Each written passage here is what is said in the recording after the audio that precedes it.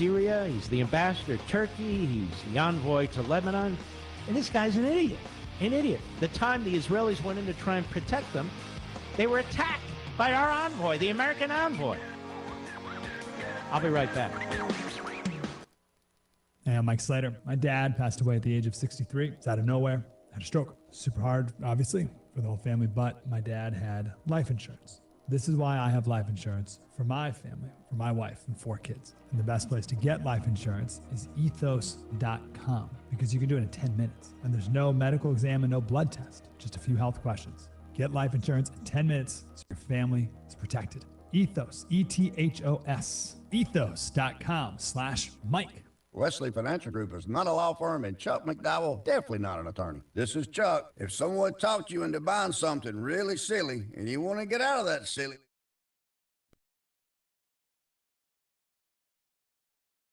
absolutely free. Inside, you'll learn how timeshare works and all your options for cancellation. Call Wesley now for your free timeshare exit information kit.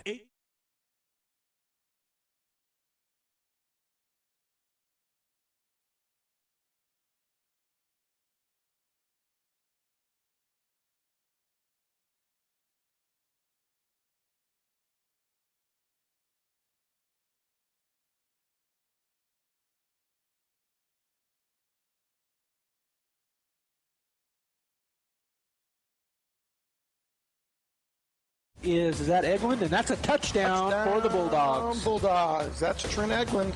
Little 10-yard touchdown. Tonight, your Bulldogs are back home at the world-famous Bulldog Bowl to celebrate homecoming and take on the Wildcats of Lovington.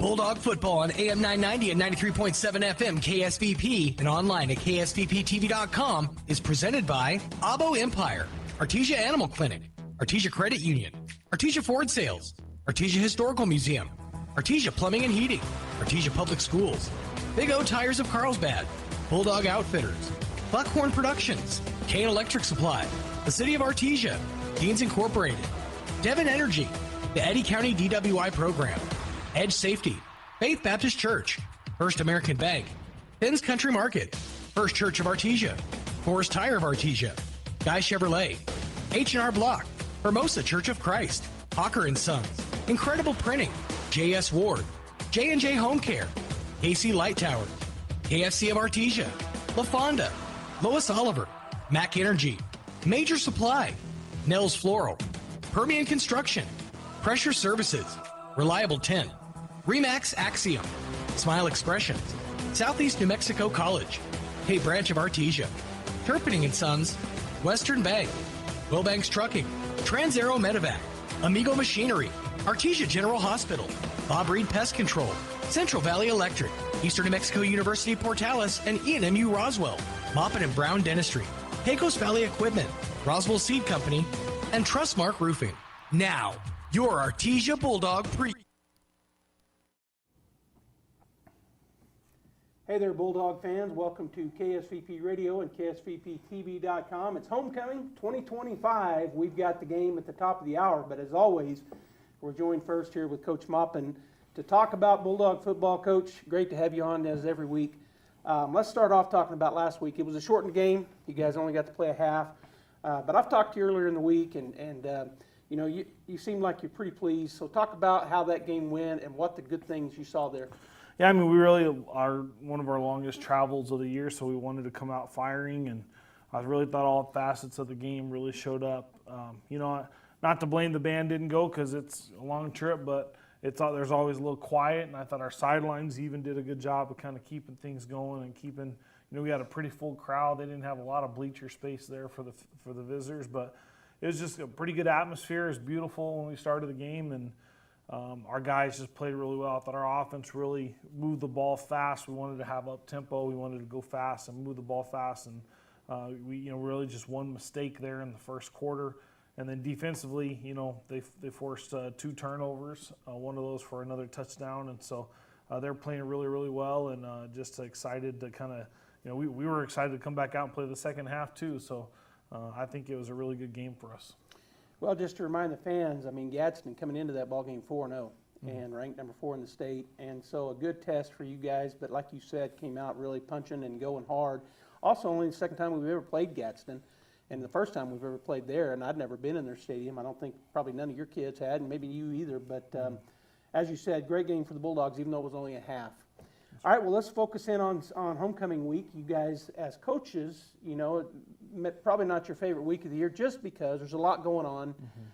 You've got to do maybe more than normal to keep the young men focused. But talk about homecoming week and how that's gone this week. Yeah, it's honestly been kind of a weird week. Just some, you know, we had a little lightning in practice on Monday and just some things on Tuesday and just some things that you're not always prepared for. But overall, this group really they're really flexible with things. You know, kind of like when we show up to Deming, there's a lightning delay. Like they just kind of go with the flow, and that's kind of my personality too. You know, I don't love all these distractions, but at the end of the day, it's how life is. You know, we got to be able to be flexible, and this is a pretty good group about being flexible. And this week they've done a good job of practicing. I thought we've had good practices. You know, we have a good team. It's not like the old days where you kind of put in a team you know you're going to beat pretty good in front of the homecoming crowd. Like this should be a good game, and we're excited about playing a good opponent this week. Well, just a little bit about Lovington. We're gonna talk to Coach Bickle here in a little bit about the scouting report on them, but. You know, Lovington, we've been playing the Bulldogs. The Bulldogs have been playing them for, I think, 70 years or something. And so one of our longtime opponents, Lovington, no matter whether they were a class below us or equal to us, they've always gotten up for the Artesia Bulldogs, regardless of what their record was, regardless of what our record was. I think they're coming in ranked number 3, and that tells our fans something about them. You know, they're always going to be feisty. So talk a little bit about Lovington. Yeah, I mean, we told our guys this is probably somebody we're going to play twice, and so we want to go get after them this first time. But they're athletic. A lot of those athletes they had last year when we played them at this time last year, they were 5-0, and it's a lot of those same athletes are back on this team. This year they've lost some really close games. Lost a close one to Roswell. They had a chance to win it twice. Lost a close one to Carlsbad. So. They're a good football team, and so that's what our message has been to our guys is we got to get up and go play good football. You know, they're Jaden Gutierrez. He's a two-way guy. He's stepped in at quarterback since the Carlsbad game, and he's lightning in a bottle. I mean, he gets after it and goes. He had an interception against us last year, scored right before half against us last year in the first game. And so he's really good, and he's coming back. Elijah Rivero, he plays both ways. Alex Rivera plays both ways. Kyler Reeves plays both ways. They have just this handful of guys that they kind of put everywhere on the field, and they're really good. And there's a reason why they put them all over the field. And so we just got to kind of be able to handle those 5 guys and find them, and that's who they're trying to find too. And I think we'll be all right. Well, Lovington over the years has usually been that way. They've got a bunch, if not 5 or 6, starting both ways, whereas you guys obviously 2 platoon. That usually goes in the Bulldogs' favor as the game wanes on, but always a tough matchup with the Lovington Wildcats. And Bulldog fans coming up here at the top of the hour, hopefully you're on your way to the bowl or you're already in the bowl and you're just watching this on your device, but it's going to be a big crowd. Should be a beautiful evening of football. Go Bulldogs. It's lunchtime in Artesia. Hey there, Bulldog fans. Welcome.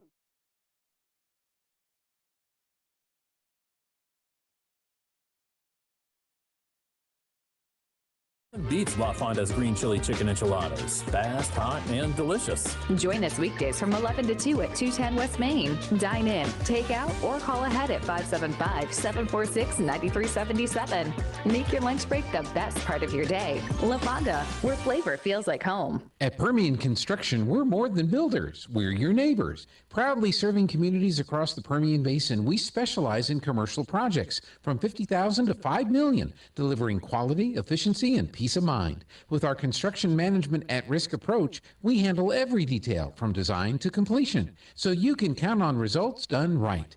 Built on hometown pride and strong values, Permian Construction is committed to growing the places we all call home. Learn more at PermianConstruction.com, where Magga the Bulldog says, which means go Bulldogs. Artesia Plumbing, Heating, and Cooling, home-owned and operated for over 50 years, and here for all your plumbing, heating, and cooling needs. Artesia Plumbing, Heating, and Cooling has the expertise to install residential, commercial, and industrial air conditioning units, including the conversion of evaporative coolers to refrigerated air systems. Cut cooling costs with high-efficiency Carrier units from Artesia Plumbing, Heating, and Cooling, your authorized Carrier dealer. Artesia Plumbing, Heating, and Cooling, a proud sponsor of the Artesia Bulldogs and our community for over 50 years.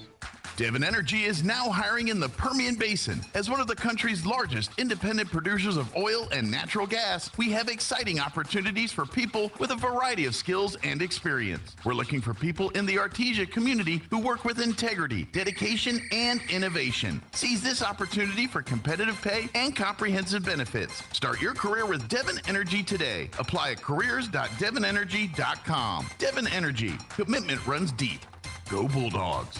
Dean's Inc. of Artesia provides a superior choice for all your electrification, communication, and supply needs, with a vision to be the premier industrial electrical service provider in New Mexico and West Texas, providing unparalleled quality in supplies and service with highly skilled and conscious personnel. We pledge to our customers to exhibit the utmost in integrity and reputation while providing superior quality in all we do. Dean's Inc., located at 409 Commerce Road or online at deansinc.com. It's too bad. I'm Ben from Roswell Seed Company. And I'm John. We've been helping New Mexico grow since 1898. Seeds, feed, fertilizer, tools, all the good stuff. Basically, if it grows in the dirt, we probably sell it. Or at least argue about how good it'll grow.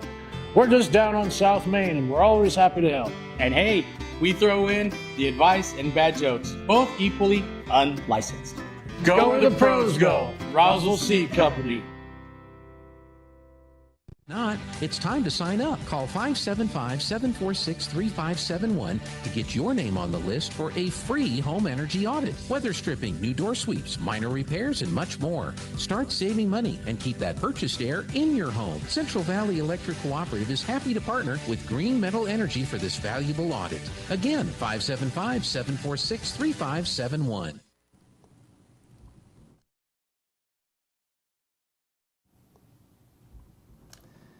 Welcome back here to the pregame show on KSVP Radio, KSVPTV.com. We're on YouTube, we're on Facebook, we're everywhere. And I'm joined by Coach Bickle of the Artesia Bulldogs. He's our scout team coach of the week here on the 2025 homecoming week, Coach. And there's a lot involved with homecoming. I know you guys have dealt with that all week as coaches with your players, but ready to go tonight. So let's talk about Lovington. We've been playing them for a long time. But still, they always have twists or something. So let's talk about them from a scout team perspective and let the fans know what to expect here in a minute tonight. Let's start with their offense. Talk about their size, their speed, what they're going to be looking like when they in their sets, if they got multiple sets or if they come out in a base or whatever. Yes, sir. So real quick on their just homecoming week, you know, it's a tough one because you got to get these kids to compartmentalize and really focus on just do your job and talk about eliminating the distractions. And so it's always fun to have that coachable moment because that applies later on in life too. And so we kind of use that as the silver lining and we get to teach through that as well. You know, and so as far as doing their job, I mean, these guys, their offense, they're a spread team. They're going to try to throw it. They're also going to try to run it, you know, 50-50 balance. You know, the quarterback, he's definitely a good runner. You know, if the route's not there, he can tuck it and run, and he can cause some problems. Really athletic kid. And what we know about Lovington and everything they've done in the past is they usually have 4 or 5 kids that are kind of their playmakers, and they do a good job of putting in them positions and allowing the play to get to them and funneling to them and making the plays for them. And so far, that's gotten them to a lot of good ball games and a lot of good moments to coach from. And each week, you can see how that offense gets better and better and more fine-tuned and in sync with each other. They have a right tackle who's got some Division I looks, and so you know he'll get out there and he'll get after it. And so you know that's a big challenge for our guys. That's one of their makers, you know, playmakers that can get some things done. Yeah, I remember from last year, pretty big. Mm-hmm. Lovington had a pretty big offensive defensive line, so that's going to look similar. Yes, sir. Yeah, they're going to come in with their normal, you know, couple big guys and a couple shorter, faster guys that are pretty aggressive. They look to drive in everything they do, and that shows up. I mean, you can see that against Roswell. There's some plays where they got some good drives on them, and so our guys are definitely going to have to work on their leverage this week. Let's move over to special teams, and I say this every week to the fans, so they're used to hearing me saying it, but you guys do such a good job, I think, better than anybody in the state as far as that third aspect of the game. You guys, the coaching staff for the Bulldogs, really pay attention to it. So let's talk about Lovington special teams. Seems like they've done some things in the past. What are they going to do this year? Yeah, so Lovington and special teams, they're putting those two guys back there. I think it's 9 and 14, kind of two of their playmakers, and 14's the quarterback. 9's the receiver out there that usually gets the jump ball when it's in 3rd and long or something like that. That's their playmaker. They can get, and he can catch it too. And so they're kind of a 5-2-2-2. Back to 2 returners back there, a little cross action, but they're going to have detail to what they do, and that reverse stuff is kind of starburst style special teams. So they're up there in what they do with special teams. They make it more complex. You have to work on some things. Their kickoff, they're 5x5. That kicker's put in the end zone all but 3 times. So they're just flying down the field and trusting that their kicker puts it in the end zone. And so you guys expect them to kick it deep then? Yes, sir. Yes, sir. And so he can put it in the end zone. So kind of seeing what happens there, on punt, they kind of like their shield punt, and so, but everything they do in special teams is pretty solid and well-versed. And so we're going to have to be the same. Now, defensively, what kind of a set can the fans expect? Do they have a base defense that you think they'll stick in? Are they going to be changing things up a lot? What do we expect out of their defense? What we expect is a little bit multiple looks, but mostly it's a 6-man box. So how do they keep a 6-man box in its multiple different ways? And then how do they keep things underneath them and let their athletes respond and go make the plays that they need? And you can kind of see how, as the game unfolds, how they want to keep that identity in the 6-man box and how they're going to make things keep funneling to their playmakers. And so defensively, they'll fly down and hit you. Number 14 comes in a little bit at safety. He was a safety last year, I think, and he'll fly down there and hit you. The Division I kid will come over and play both ways, and he'll get after it, and I joke around, but I like my matchup with the Choa. Choa and that guy, he'll get after it too, and so that'll be a fun one to watch, is a little bitty guy versus a big guy, and so I'm excited to see that go through. And those are matchups all the way across. It'll be pretty fun to watch too. Jack and Trent, they got some matchups out there that should be fun, and inside as well. So just seeing who can get the ball and who can do good with it. In their secondary, you talked about a 6-man up in the front, so they got 5 secondary guys. Do you guys expect to see a lot of blitzes where they're bringing a corner or something and then they're in man-to-man, or what do you think they're going to do there? Yeah, and so that's one of the looks they'll change up, and so they can do a lot of things with the 5 back there, and some they could say cover 4, they can man you up, they could play a single high and drop another guy down, and there's just so many things they can do, and so we just tell our guys be ready for multiple looks and a lot of different things. And the past few weeks we've had some really good opponents to do that with. You look at Hobbs, you look at Carlsbad, Centennial, those first 3 weeks, and Centennial challenged our pass pro 5-man, 6-man, 7-man pass pros, and so that was a great week 3 to have. And so I think our kids are prepared for these moments and maybe multiple looks and multiple stunts and twists and whatever else they might throw at us. All right, Bulldog fans, got a great scouting report at the top of the hour. We got Bulldog football, homecoming 2025. But before that, we're also going to have some Meet the Bulldogs. So stay right here. KSVP Radio, KSVPTV.com. Go Bulldogs. Question, who do you serve? It's out of fear for the Lord and to serve him in sincerity and faithfulness that Joshua gets to making these comments. But he asked the question, are you going to serve the gods your father served, or the gods of the Amorites? Or are you going to be like Joshua and be able to make the comment that as for me and my house, we will serve the Lord? I know that we don't serve other gods like what they're saying here in this passage, but what do we spend our time doing? Is it something that it's always about me and about how I'm to live, whether it's at work or school or at worship or here, there, or wherever? Or is it really that I need to serve God and serve God alone? See, that's how we should have the attitude of life, is what am I doing to show him, to show God to the people around me? Can you make the statement from Joshua that as for me and my house, we will serve the Lord? If you struggle with that or anything else, come visit us at the Hermosa Church of Christ. Supporting Artesia General Hospital means supporting our community. Renewing the mill levy, keeps healthcare close to home with state-of-the-art technology, hospital upgrades, and expanded services that benefit every Artesia family. From surgery and women's health to local jobs, your yes vote makes the real difference. Vote yes to renew the Artesia General Hospital mill levy and keep quality care right here at home. Learn more at artesiageneral.com/2025-mill-levy. Are you ready to succeed? ENMUR's dedicated facilities and faculties provide an exceptional learning experience. From academic programs to behavioral sciences, business, health education, or technical education, ENMU Roswell offers a wide variety of certifications and degree programs designed to take your education and experience to the next level. Eastern New Mexico University Roswell, worth the journey. Roswell's hometown university. Success starts here. ENMU Roswell. There is a difference. When was the last time a bank asked you if you'd like to keep more of your money? At Artesia Credit Union, you pay yourself by avoiding big bank fees and all the corporate investors that go along with them. Let Artesia Credit Union help you achieve financial happiness. From home and auto loans to a working line of credit or sending your kids to college, membership is open to anyone who calls New Mexico home. Stop by the branch on 5th Street or log on to artesiacu.org. Artesia Credit Union, member NCUA, an equal housing lender. Get great service with Pressure Services. Pressure Services LLC specializes in hydrovacs, vacuum trucks, kill trucks, sandblasting and coating, and roustabouts. The Bulldogs are champions on and off the field, and Pressure Services LLC are your champions when it comes to dependable, accountable, and efficient service. When you need it right, Pressure Services will be there for you. Pressure Services LLC, 575-736-1047.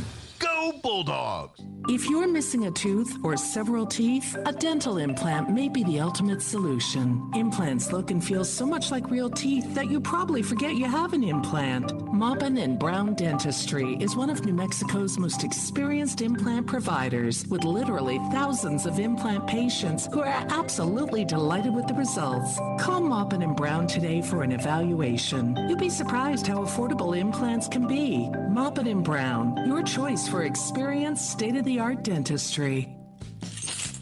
Stephen, you've been drinking. Give me your keys.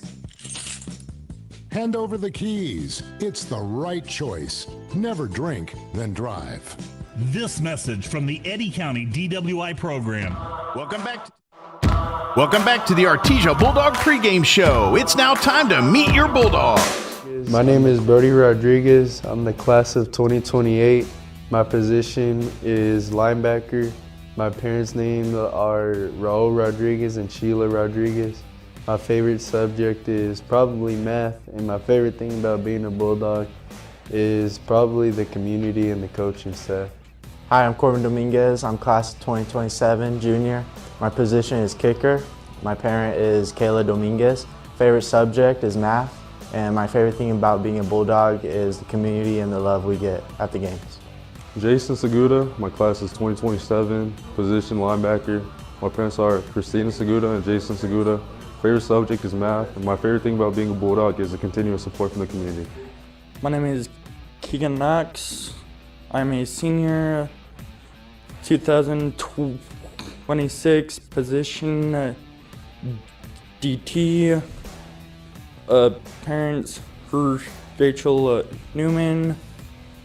I don't have a favorite subject. My favorite thing about being a Bulldog is the dog pile.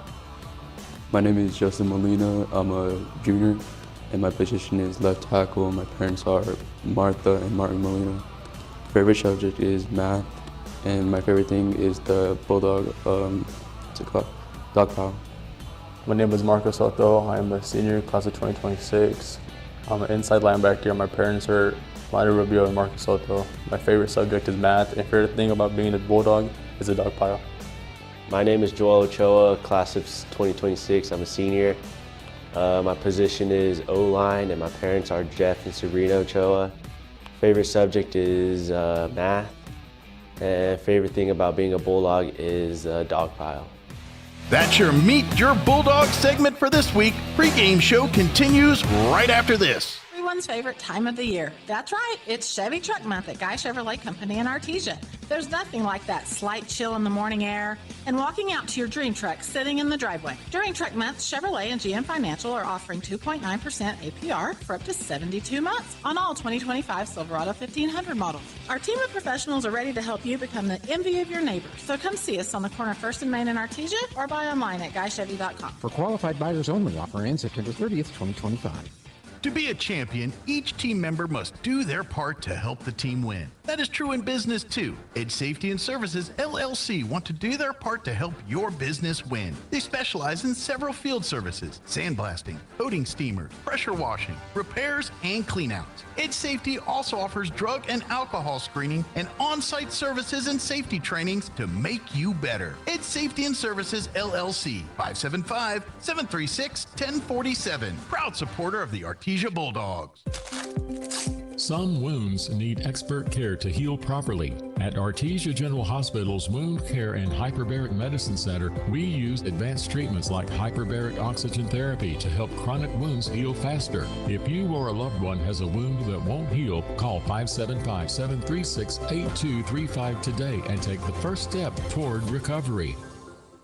At First Church Artesia, we proclaim Christ as King over all. Located at 4th and Grand, we're a family exalting His reign in every corner of life, work, home, and community. Join us Sundays at 10:45 a.m. for reverent, family-integrated worship and Bible preaching that transforms. From Artesia streets to your soul, it's all of Christ for all of life. Visit artesiareform.com or find us on Facebook. First Church Artesia, His kingdom rules. Family owned and operated for 4 generations, Forest Tire is here to service all your tire needs day and night. With your busy travel schedule, what you need is a tire that can keep up. Like the exceptionally long-lasting Michelin Defender tire with an 80,000-mile warranty and the safety you expect. You can lose track of time and focus on what really matters. For all your tire needs, brakes and alignments too, Forest Tire Company is a friend you can always count on. Forest Tire, keeping you rolling since 1944. Get ready, Artesia. Reliable Tent LLC is celebrating the grand opening of their brand new location at 1416 South 1st Street. Join us Monday, October 6th for the ribbon cutting at 9 a.m. Doors are open from 8 to 6 with free hot dogs and hamburgers served from 11 to 1. Plus, every visitor gets a raffle ticket for your chance to win big. First prize, $300 tent or glass replacement credit. Second prize, a brand new grill. And third prize, a $50 gift card. Don't miss it. That's Reliable Tent LLC, 1416 South 1st Street in Artesia. See you there. Picture this. You're behind the wheel of a John Deere compact tractor. You're effortlessly breaking ground, moving piles of rocks just by moving a lever, and enjoying the sun as you clear brush across your pasture. We could keep trying to put you in the moment, but to really understand what this feels like, you just have to get in the seat. Stop by Pecos Valley Equipment in Artesia and Roswell, or visit us online at pecosvalleyequipment.com.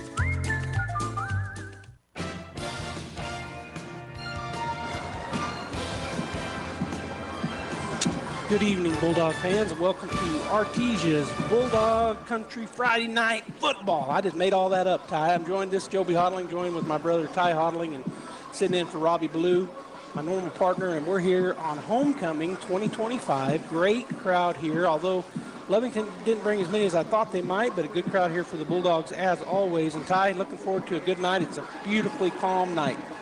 We had this similar weather last Friday night, and then somebody up in the press box started talking about lightning, and it was going to be such a beautiful night, and then guess what? We started having lightning. Well, that ain't going to happen tonight, Joby. There's no clouds in the sky, no storm fronts moving in. It's going to be a pretty night. Hope it wasn't me talking about it, but I don't have that much power, so I know it couldn't have been me. So we're playing Lovington. This is one of our rivals. They've been a rival for a long time, Ty. This will be our 80th football game between Lovington and Artesia. The first game was a 0-0 tie. Imagine that. At Brainerd Park in 1932. Artesia and Lovington have played every year since 1974. The Bulldogs and Wildcats have been district rivals for 32 of all those seasons, 1974 through 99. 2014 through 2017, and then 2024 last year and this year. Artesia currently has a 23-game win streak against the Wildcats. And a lot of people don't know that, and you just looked at me like you didn't know it. It's been 23 years since Lovington beat us. Lovington's last win over the Bulldogs came in 2001 by a score of 34-28 at Wildcat Stadium. The Bulldogs are 24-2 against Lovington here at Bulldog Bowl. Lovington's coming in tonight 2-3 this season with wins over Portales. That was 49-24, and Goddard 44-26, with losses to Hobbs 41-13, Carlsbad 31-28, and Roswell 18-13. Artesia's 4-1 with wins over Carlsbad 48-24, Hobbs 51-41, Deming 41-14, and Gadsden 35-7 with one loss to Centennial, which was here at the Bowl, 42-38. The overall record between the Bulldogs and the Wildcats: 60 wins for Artesia, 15 losses, and 4 ties. Unfortunately, I was involved in one of those ties in the state championship game. They announced both teams to be co-champions, and after that year, that's never happened again because they changed the rules. Well, if you can't win it, Joby, be special somehow. And so you're special by Ty and him being a co-champion. Yeah, thank you. Thank you for that. This coming from Ty, who is part of 4 state champions. Here come the Bulldogs. They're coming onto the field wearing their black unis tonight with the big orange stripes down the sides and, of course, the orange helmets. Lovington was already on the field, and the fans are out on the field like they do every year. And I was trying to find my 2 sons and my grandkids. I think they're down there somewhere, but I didn't watch for them, so who knows where they're at in that mass of humanity. They usually stick around and try to give Kel a high five. They're good little cousins. Yeah, I asked them the first week, the very first game, and I asked my son, one of my boys, and no, we didn't try to find Kel, but ever since then they've been trying to. Yeah. So maybe they're down there doing that. All right, so the Bulldogs, Ty, you can almost just always throw out the records when it comes to Artesia. Yeah, that's right. They're tough. You played them, I played them, our middle brother played them, our boys played them, and you've got your son on the field now, Cale, who's playing them again. And, you got to play in the 90s, and they had a young guy named Brian Erlacher, and so people are going to recognize that name. He was a year younger than you, if I'm remembering correctly. And you guys played him here in the bowl for the state championship. Played him twice in district and then in the state championship. State championship game.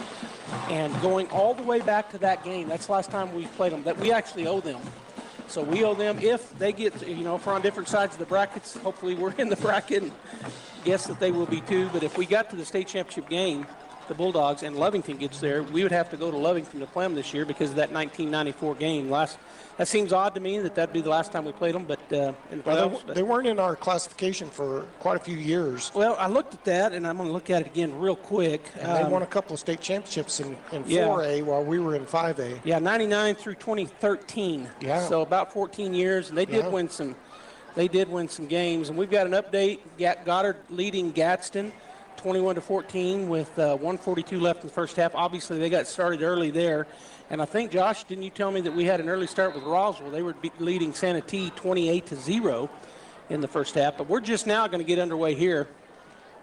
To go back and finish that story real quick, Ty, your senior year, your sophomore, junior, and senior year, the Bulldogs won a three-peat with Coach Henderson. And his 6th year, or let's see, it would have been his 4th, 5th, and 6th year here in Artesia. And your senior year, actually, Erlacher probably played every year, but your senior year, you guys played the Erlacher-led Lovington Wildcats, as you said, right here in the bowl, and were able to defeat them. And at the time, I'm going to brag on you a little bit, that was the most yards thrown in the game for the Bulldogs. So we were just kind of getting started throwing the ball with Coach Henderson, and I think you threw for like what was it, 400 yards, 380 or so. Anyway, good game, and you guys got the win. And then Erlacher's Lovington won it the next year. They were still in our division when he was a senior. And then you played him in college, and Jeff played with him, our middle brother, played with him at UNM. You played against him, and it was literally against him because he was on defense and you were the quarterback. So just some additional stuff there for our family against Lovington. But, of course, Artesia's played Lovington, like I said, a lot. Oh, lots of families across our 2 communities have these long traditions.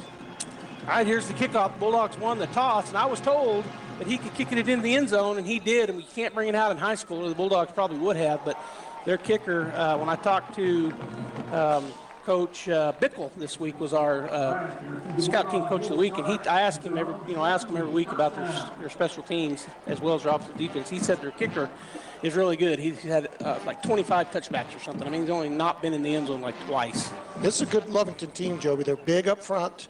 They've got speed. They've got skilled players. This is going to be a good game. All right, so the Bulldogs are on the field here for the first time offensively as they won the toss, as I said.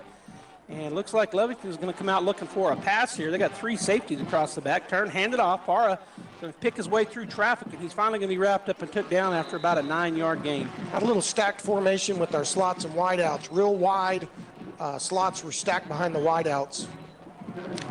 I don't have it in front of me, but I believe he's number 59. What's the young man's name, number 59 for the Wildcats? Number 59 is Alex Rivera.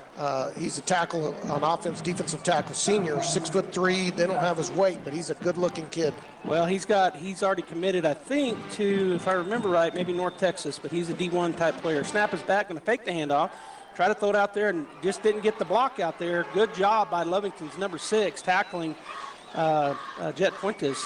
Long throw. That's a hard block by a wideout to sustain a block with that long of a throw across the field. Fuentes didn't have a chance. As soon as he caught it, he was hit. Number 9 for Lovington was all over him. Elijah Rivero, wide receiver and cornerback, senior. They got 5 or 6 or 7 going both ways. We'll see how that affects the game. He's definitely one of their best players. 3rd and 5. 3rd and 5 for the Bulldogs. Long count. Snap is back. Going to look to throw the ball. Going to throw an out over there, or a comeback, and that's going to be a first down pickup by Byers. Both the linebacker and the corner came up to make the tackle on Byers. Just the old hitch, staple of our offense, throw and catch. And it was a long throw again, threw it from the right hash all the way across the field to the left hash, but he was really wide open. They'd give him a lot of space. They were probably 5 yards off of him when he caught the ball. They've got enough film on our wideouts now. They're going to give us a little space. What's this defense, Ty? They've got 3 guys in the back. 3-1 stack with 2 outside backers.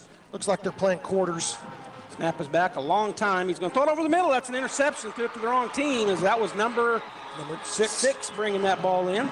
Chase Terrell, free safety, 5'10", 165, senior. Just a great play. Stepped right in front of that dig route. All right, so it'll be 1st and 10 for the Lovington Wildcats at the Bulldog 41-yard line, going from the north to the south. I failed to say that earlier if you're watching on the radio. Bulldogs elected to receive, so Lovington said we're going to go from the south to the north here in the first quarter. All right, we're going to see a wide spread out look. Looks a lot like the Bulldogs when they're in their normal set. Running back to the right of the quarterback. And he's looking for the snap ball on the right hash. Going to turn, fake the handoff, looking to throw. And he's going to be surrounded by Bulldogs. See if they can get to him. He's fast. He's going to step and throw it to a wide open guy, but really short as he had to throw it against his body. And then he comes up limping.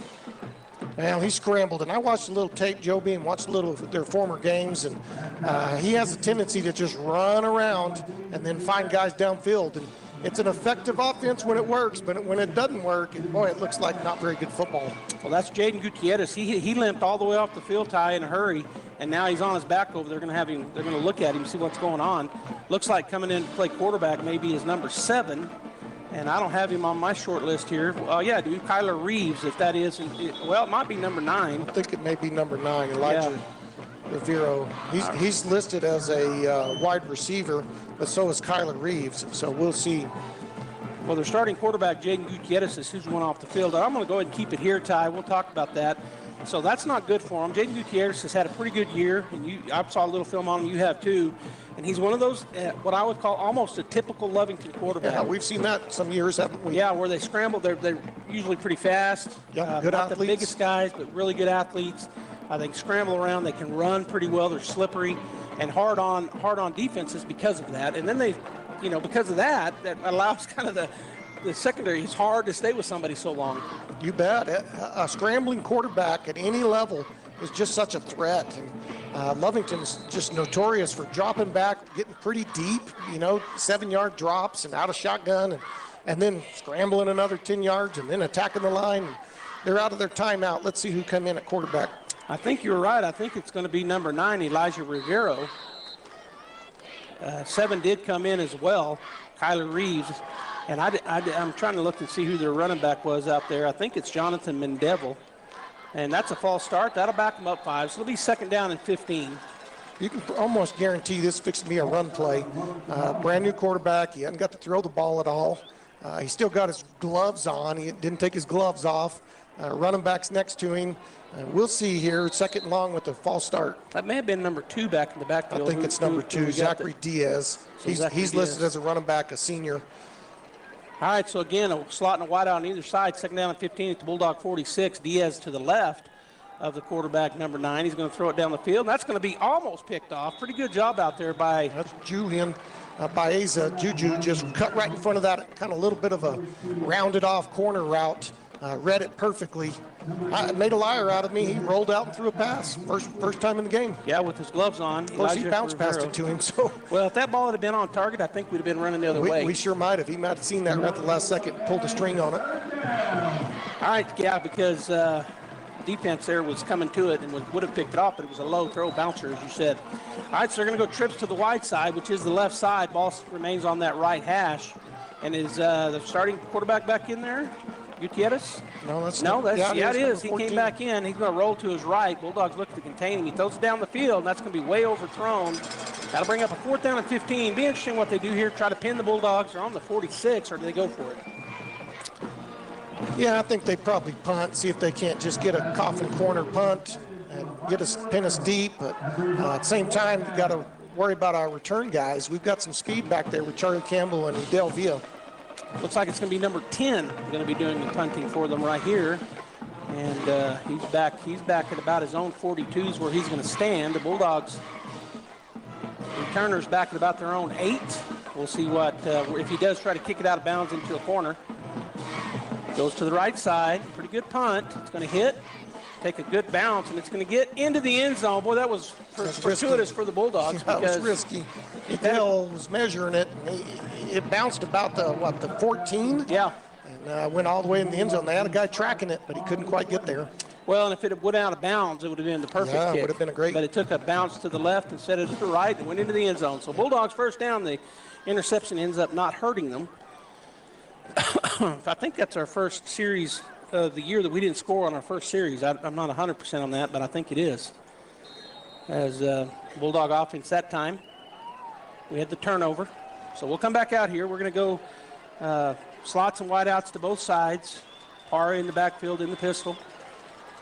Warren turns and hands it off to him. He's going to bust through the middle. He's so fast, Ty. Oh, and he fumbled the ball. Let's see if he can get back on it. He does not.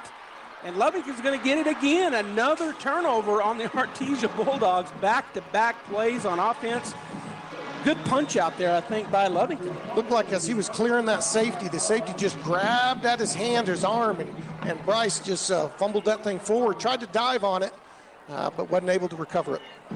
So the Bulldogs have run 4 offensive plays, and 2 of them have been turnovers. So a little different look here for Artesia here against this feisty Lovington team. And if you're watching on the radio, I failed to say this, Lovington went all white.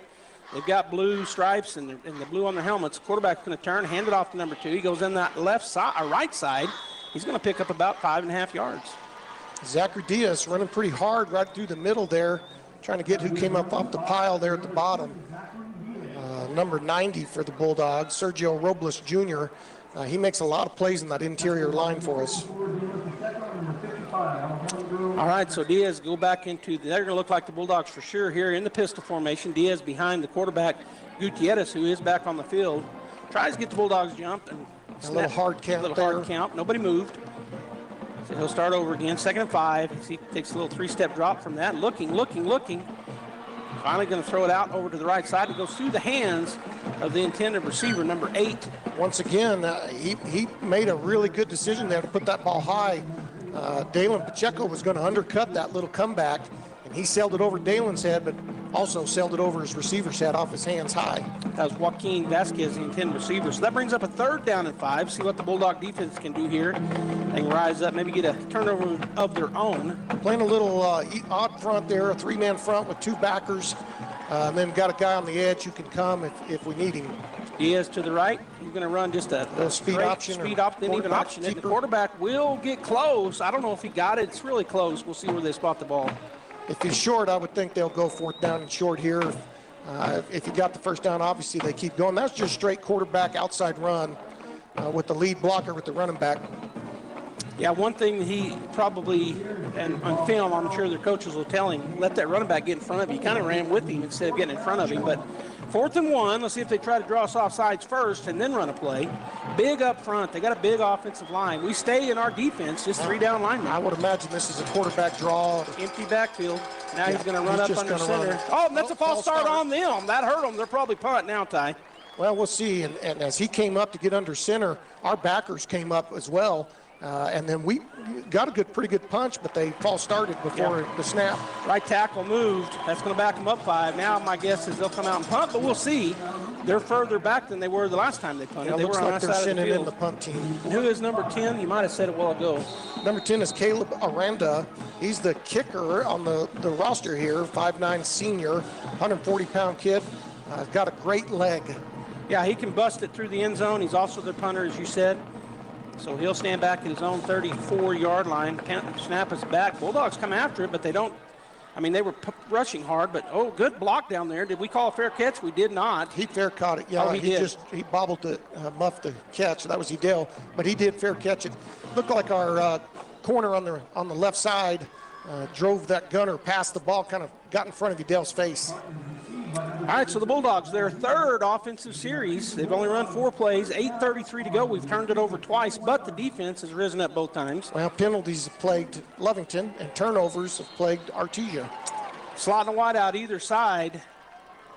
Again, back to that 3-man front, but they got backers on each side that are potentially coming. And hand it off to Parra again. He's going to bust through the middle and pick up about 5 yards. It'll be second down and 5. Joby, you've got to run the football against a 3-1, four guys on the interior against 5-man linemen. You've got to run the ball right up the middle. Take those 5 or 6 yards. No, I agree. Be patient. Yep, just keep going. And when you got a running back like Parra, although he did fumble it, but he had got 30 yards by that time. He was about to score. All right, so the same look defensively.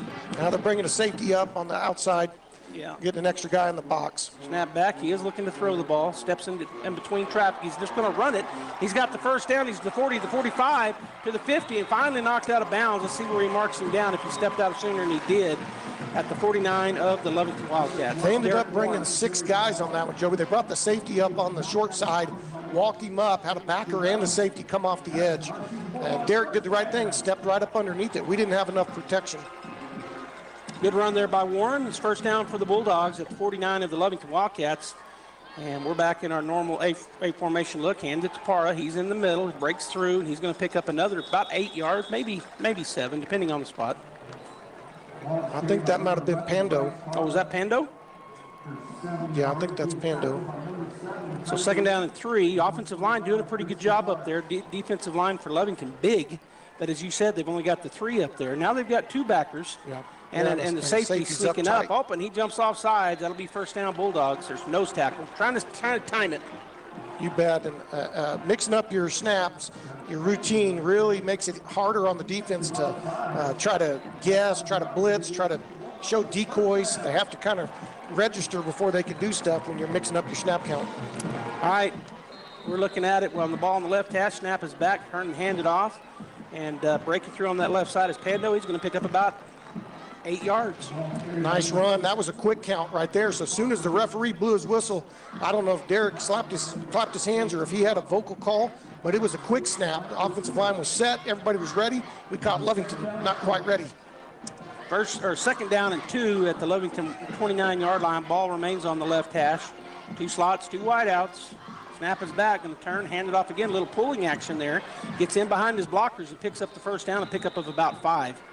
And they've changed up their defense a little bit, brought the backers up into the box and put their safety at about 6 or 7 yards deep, looking to try to stop the run, but that's also going to open up the pass with man-to-man coverage on all 4 receivers.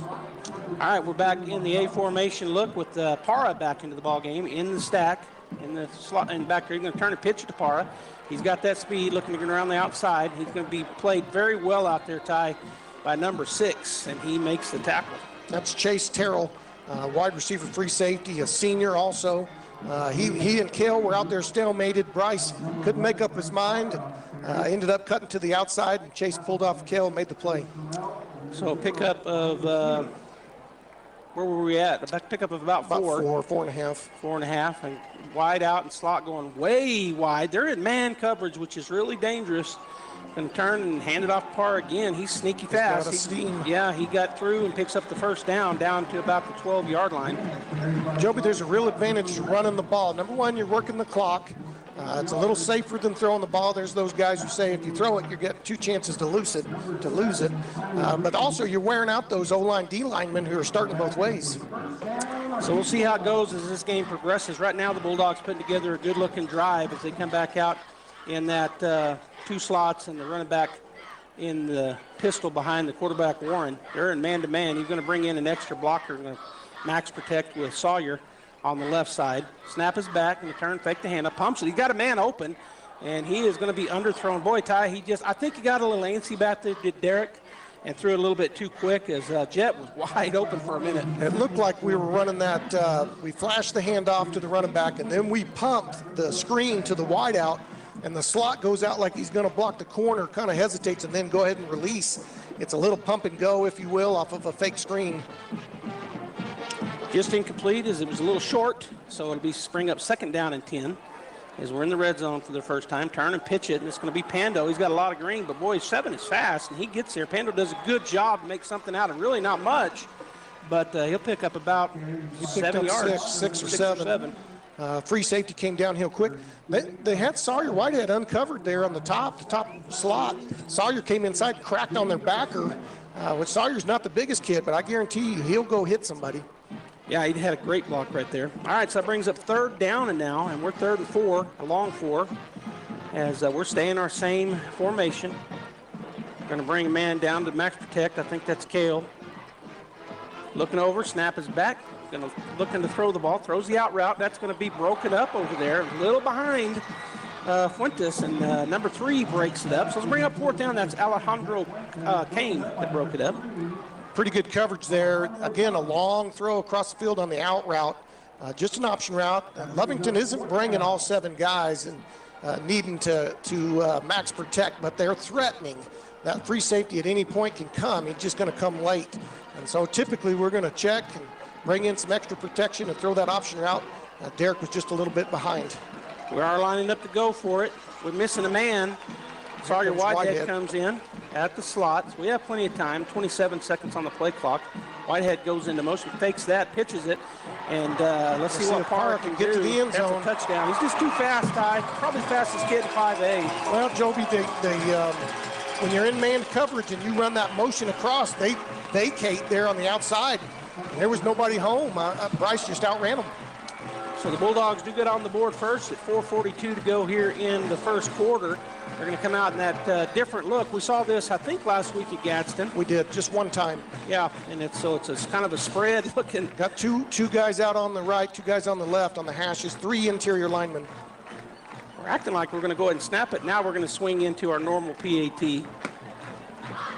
And the play clock didn't start, so I don't know how much time they have. Oh, the snap was low, but a good job there by the Bulldogs. Holt pulled that thing off the ground. It was a low snap, but he gobbled it up, got it set. Corbin knocked it through. All right, 4:42 to go. Bulldogs lead 7-0. We'll take our first break and be back in just about 30 seconds. Sometimes that dog barking is an Artesia Bulldog preparing for victory.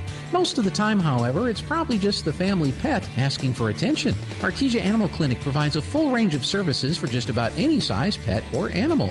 Our new clinic has been expanded to provide better quality of care, including an in-house laboratory, radiology, surgery, herd health, and more. So the next time your pet looks like they could use some extra care, come by Artesia Animal Clinic in our newly remodeled and expanded facility at 110 West Mahone Drive.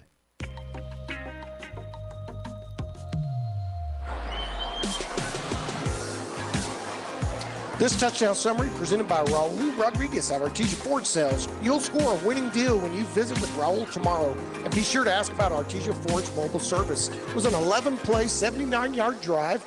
Most of the work done by our running backs. Ended up with a 7-yard TD run by Bryce Parra. Kick was good by Dominguez, and here we are on the kickoff, Joby. 4:42 to go in the first quarter. 7-0, the Bulldogs lead as the kickoff team comes on for the first time this evening. And, of course, Dominguez does the kicking as well as the punting. And, as Ty said, he kicks the PATs and field goals.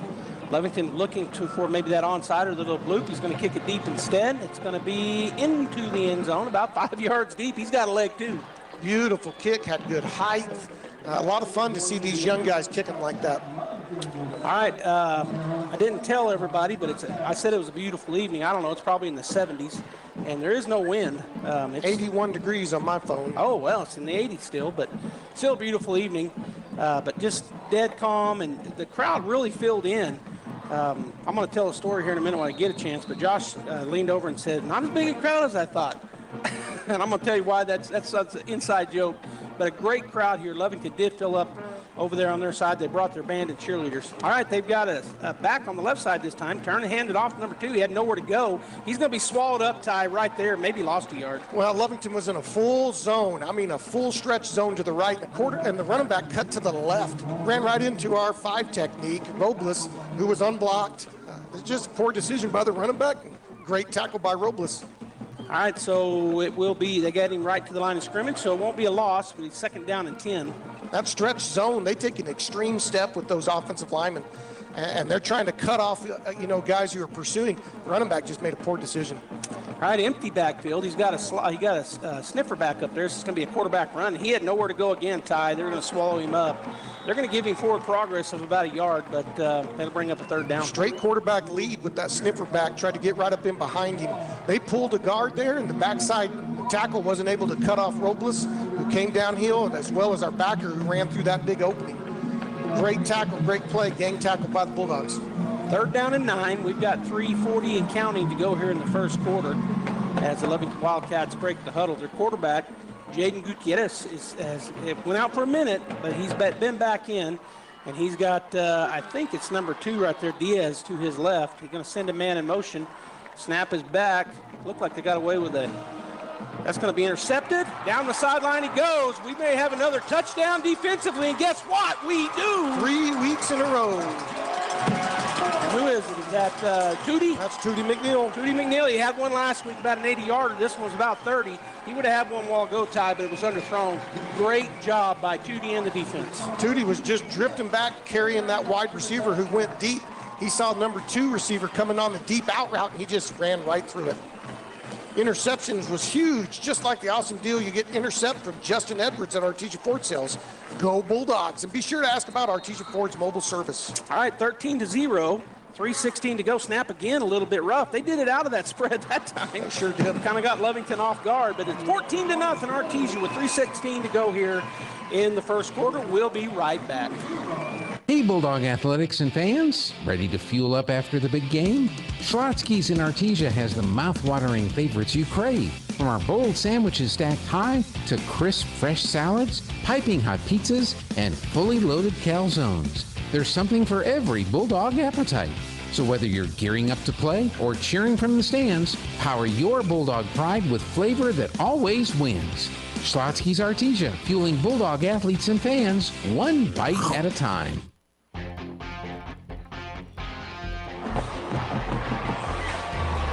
This touchdown summary presented by Raul Rodriguez of Artesia Ford Sales. You'll score a winning deal when you visit with Raul tomorrow.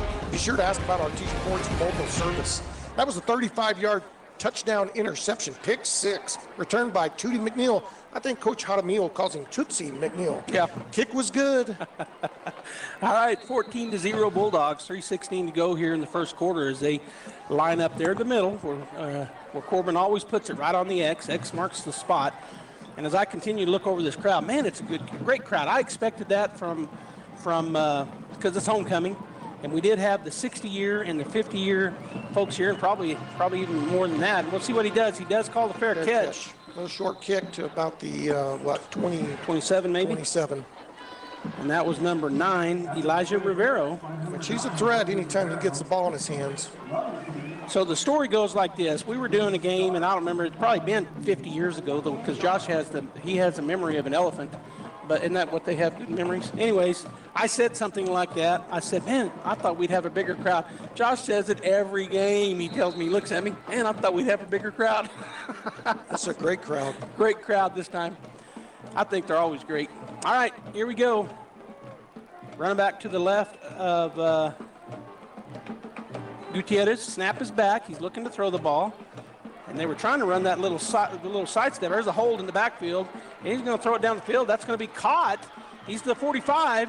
Kind of runs backwards. That's number 9, and he is a speedster. He's a speedster. Bulldogs have speed, too. He's not going to get anywhere, but we're going to come back. We had a hold, and then I don't know what else. Over here on the left side, we got 2 flags down. We'll wait and see. Either way, that play's coming back. It could be both against Lovington, or it could be offsetting, but either way, it's coming back. So we'll see what the That's another issue, Joby, when you're scrambling around as a quarterback and you're spending time running and scrambling and running and scrambling. Boy, the offensive line, they can't help themselves. They're trying to protect you, and they end up grabbing and pulling, and they don't know where you're going, and they turn their bodies, and defensive guys can see them, and they can't see. Well, I'll tell you what I think the second penalty was, Ty. I think it's an illegal man downfield. Oh, it sure could have been. And I think that's a loss of down, is it? Am I right, or is it not? I get those wrong. They had a tackle go out to try to block the backer because the kid that caught the pass they were trying to throw it to him on a really inside drag. He was he was come covered. across shallow. Yes, come across shallow, and they had a lineman out there trying to block, and our defense played it well. And then of course he turned upfield, and the quarterback threw it over the top to him. But let's see what the call is. They're asking something about they're trying to get the ball from the ref. He still had his mark down here where the kid went out of bounds, but the ball's coming back. He had the football. The Bulldogs were saying, hey, throw the ball in so we can play. Yeah.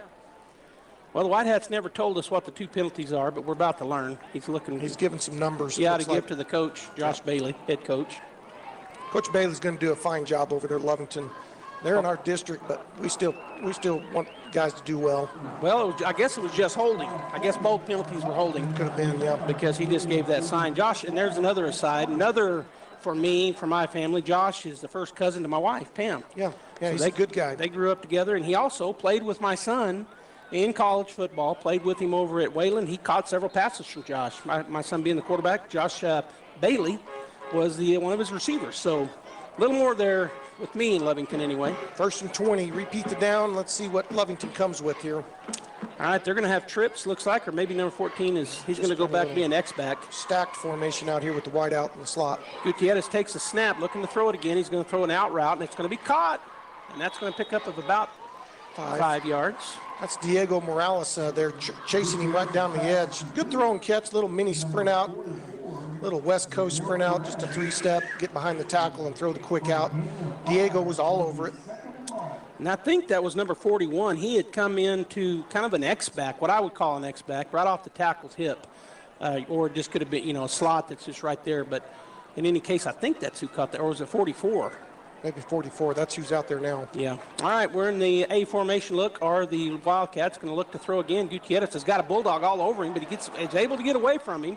He's going to sprint out. He's going to get the first down if he can get to the 30, and he does, and the Bulldogs lay off. First down's up here at the 30, at the 34. Oh, I forgot there was a holding. That's right.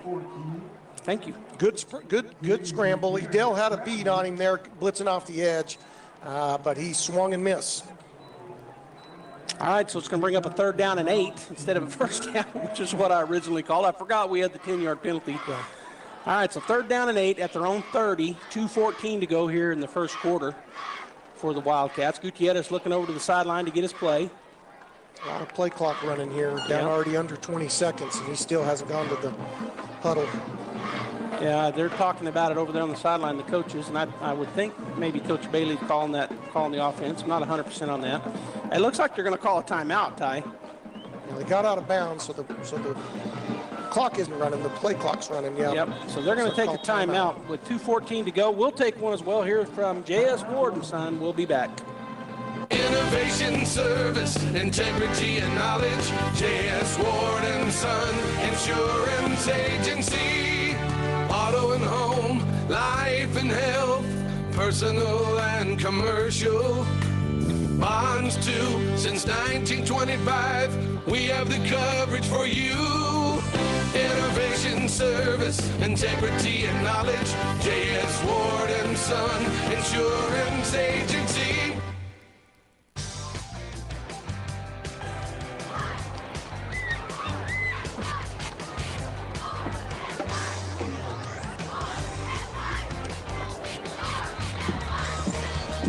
All right, welcome back here to KSVP Radio, AM 990 and FM 93.7. We're also on KSVPTV.com. Worldwide, you got a screen in the internet, you're watching.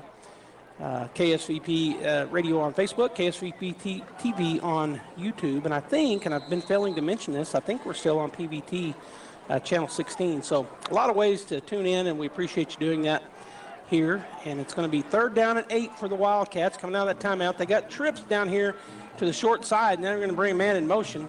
Going across the field, Gutierrez is going to roll out to his right, He's going to stop and look back. Boy, he might not have should have done that as the Bulldogs are going to get close to getting him, and he throws it out of bounds. It'll bring up another punting situation. Well, they tried to run a flood route off of a sprint out. Sent a guy in motion, put him in the flat, and then turned him up the sideline. I thought the quarterback might throw that little out and up, but and he had a chance to throw that. We had a linebacker trying to stay with him, but his eyes were back inside, and we had it all covered up. I'm a little perplexed by Lovington's offense. They're not throwing anything on cue. Everything's kind of looking like broken plays. All right, they're back ready to go punt again. It's number 10, Caleb Aranda. They're very good punter and kicker, and they got a kid without it. There he put it in, his mouthpiece.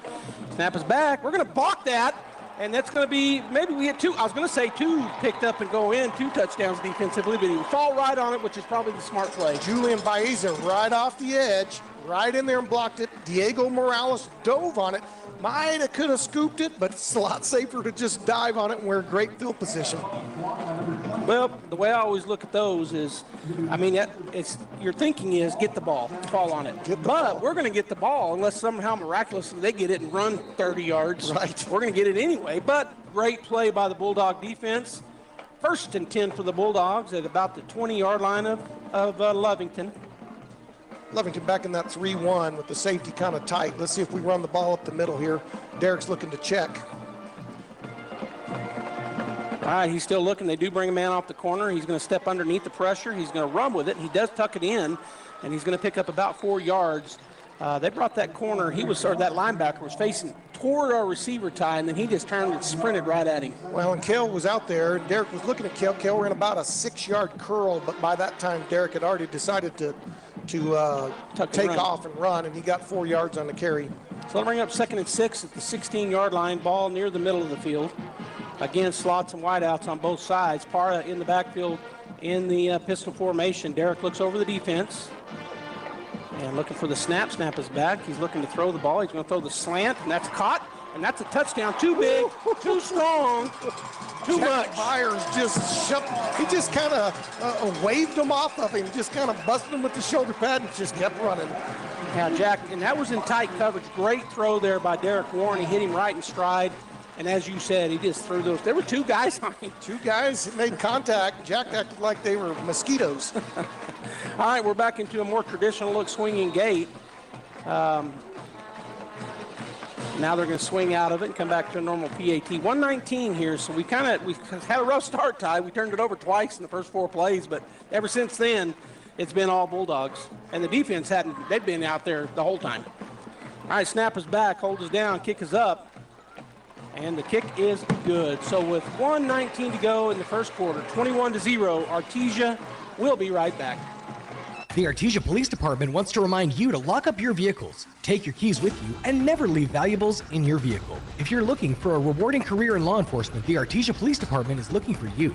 The department is currently hiring certified and uncertified officers. Take advantage of a great retirement plan, paid leave, and medical benefits. Apply in person, online, or call 575-746-5000 for more information. The Artesia Police Department is an equal opportunity employer. And please always remember, don't drink and drive.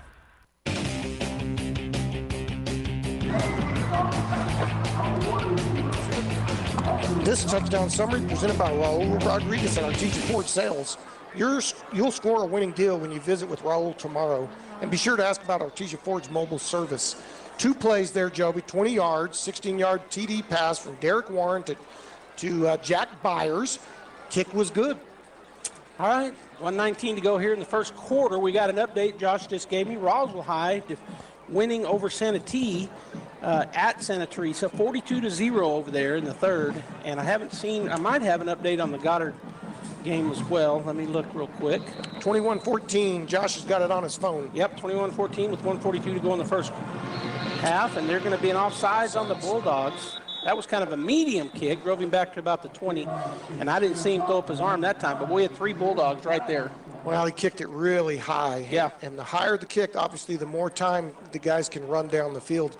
And Lovington is not adjusted. We're putting, 1, 2, 3, 4, 5 guys running down to the sideline, and they've only got 3 guys, maybe 4, who can get in position to block.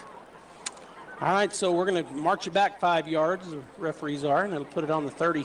5-yard line for Corbin to set it up. He'll still set it up in the middle of the field, just 5 yards behind the X.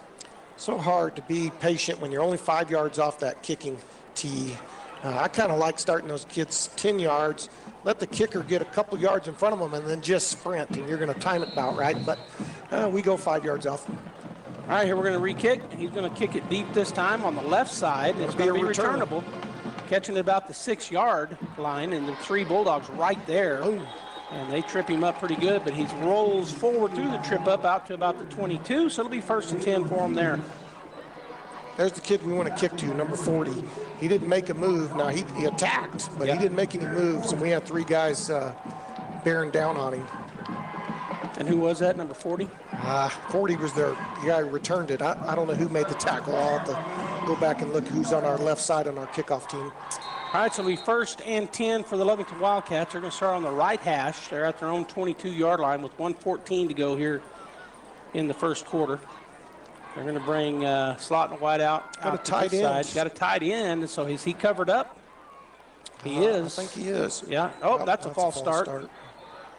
His number 8 made a move late there. Boy, this is kind of stuff coaches pull their hair out. I mean, just unforced errors. They're in a formation maybe that's not one they're going to use a ton, and the wideout out here was confused. Am I off the ball? Am I on the ball? Tried to get on the line there right at the last second. Quarterback snapped it. So 5 yards. 5-yard penalty against the Wildcats. That drops them back to the 17-yard line. 1st down and 15. Yeah, it was an unusual formation in that they had a tight end, and they've got it again. So he's covered up. Now they're going to move both the receivers back over there on the short side of the field. Snap is back. He bobbled it, and Gutierrez is going to have to try to make something out of nothing. He does. He gets 2 yards out of it. To his credit. So it's kind of a broken play. I couldn't tell. It looked like he was trying to hand it off, maybe, just because he went up to get it and was turning that way, but the run back was already gone when he got the ball gathered up. So he picks up a couple. It'll be 2nd down and 13 for the Wildcats with 44 seconds to go, and they got 29 seconds on the play clock, so easily get another play in here. It is Zachary Diaz to the right of Gutierrez in the backfield. They got a slot, they got a sniffer, or they got an X-back is what I call him. Number 9 goes in motion, fakes the handoff to him. They're going to run a screen. Boy, the Bulldogs, well, we missed the tackle. Had come flying up. Good job by the defense, really, and I think that was Charlie Campbell. Charlie, I watched him put his hand on his head like, oh, I missed that. He won't miss that very often. I'm wondering if he thought he might get an interception there. He was too late for the interception, but he didn't really get down into a hitting position, so maybe he was just in between. Yeah, he was flying towards the ball, no doubt. He definitely read it. Yeah. Instead of making the tackle, maybe he was trying to get the ball. All right, that's going to end the quarter, so we'll go ahead and take a break as well and hear from Finn's Country Market. At the end of the first, it's the Artesia Bulldogs 21, the Lovington Wildcats 0, homecoming 2025. We'll be back. Don't miss this week's bargains at Fenn's Country Market in Artesia. Select jars of Classico pasta are 2 for $5, and select boxes of Food Club cake mix are 97 cents each. In produce, 6-ounce containers of blueberries, blackberries, or raspberries are 97 cents each. And in the meat department, family packs of 80% lean fresh ground beef are $4.29 a pound, and family packs of fryer drumsticks or thighs are 99 cents a pound. These are just some of the bargains this week at Fenn's Country Market in Artesia. All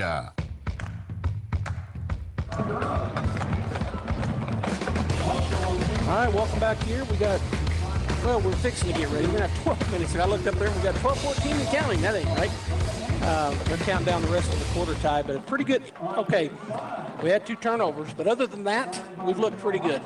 Yeah, real good. Came out just a little sloppy. Got loose with the ball. Derek made probably a poor decision on the interception. Bryce just got stripped. It happens. Got to squeeze that ball when there's any contact. He was breaking through, probably was going to score. And somebody just barely grabbed it. Lovington just penalties, making poor decisions, really stubbed their toe more than we have. Well, the defense for the Bulldogs is really giving it to them, and I think that has a lot to do with it. I mean, I agree with you. They've looked a little off, but I can tell you one thing, the defense for the Bulldogs is being tenacious. Snap is back. There was a false start they didn't catch. Going to throw it up. It's going to be a little out route, and he's going to be swarmed up and thrown out of bounds over there. A pickup of about 9. they're shortened up their routes a little bit. You know, their early routes in the game, they're going deep on every play, and no timing for the quarterback. And here he threw that little, looked like about a 8-yard comeback, outside comeback. So that brings up 4th and 2. Wasn't quite there enough, and they're on their side of the field at the 30-yard line. Let's see if they decide to go for it. Still waiting. There's 30 seconds on the play clock, and Gutierrez is coming back into the huddle. So they could do several things here. They may try to draw us off sides, might try to get a quarterback draw, or just hand it off straight. But in any case, Bulldogs stacking up on that line, just don't want to jump. Got a 5-man Snap is front. back. Bulldogs drop out of that 5-man front. It's going to be caught. Good play out there. There's a penalty flag coming in kind of late. We'll see what that call is, but that'll be a first down barring an offensive penalty. And that was an odd-looking penalty. Our corner drove up on the out route, swung up, tried to knock the ball out.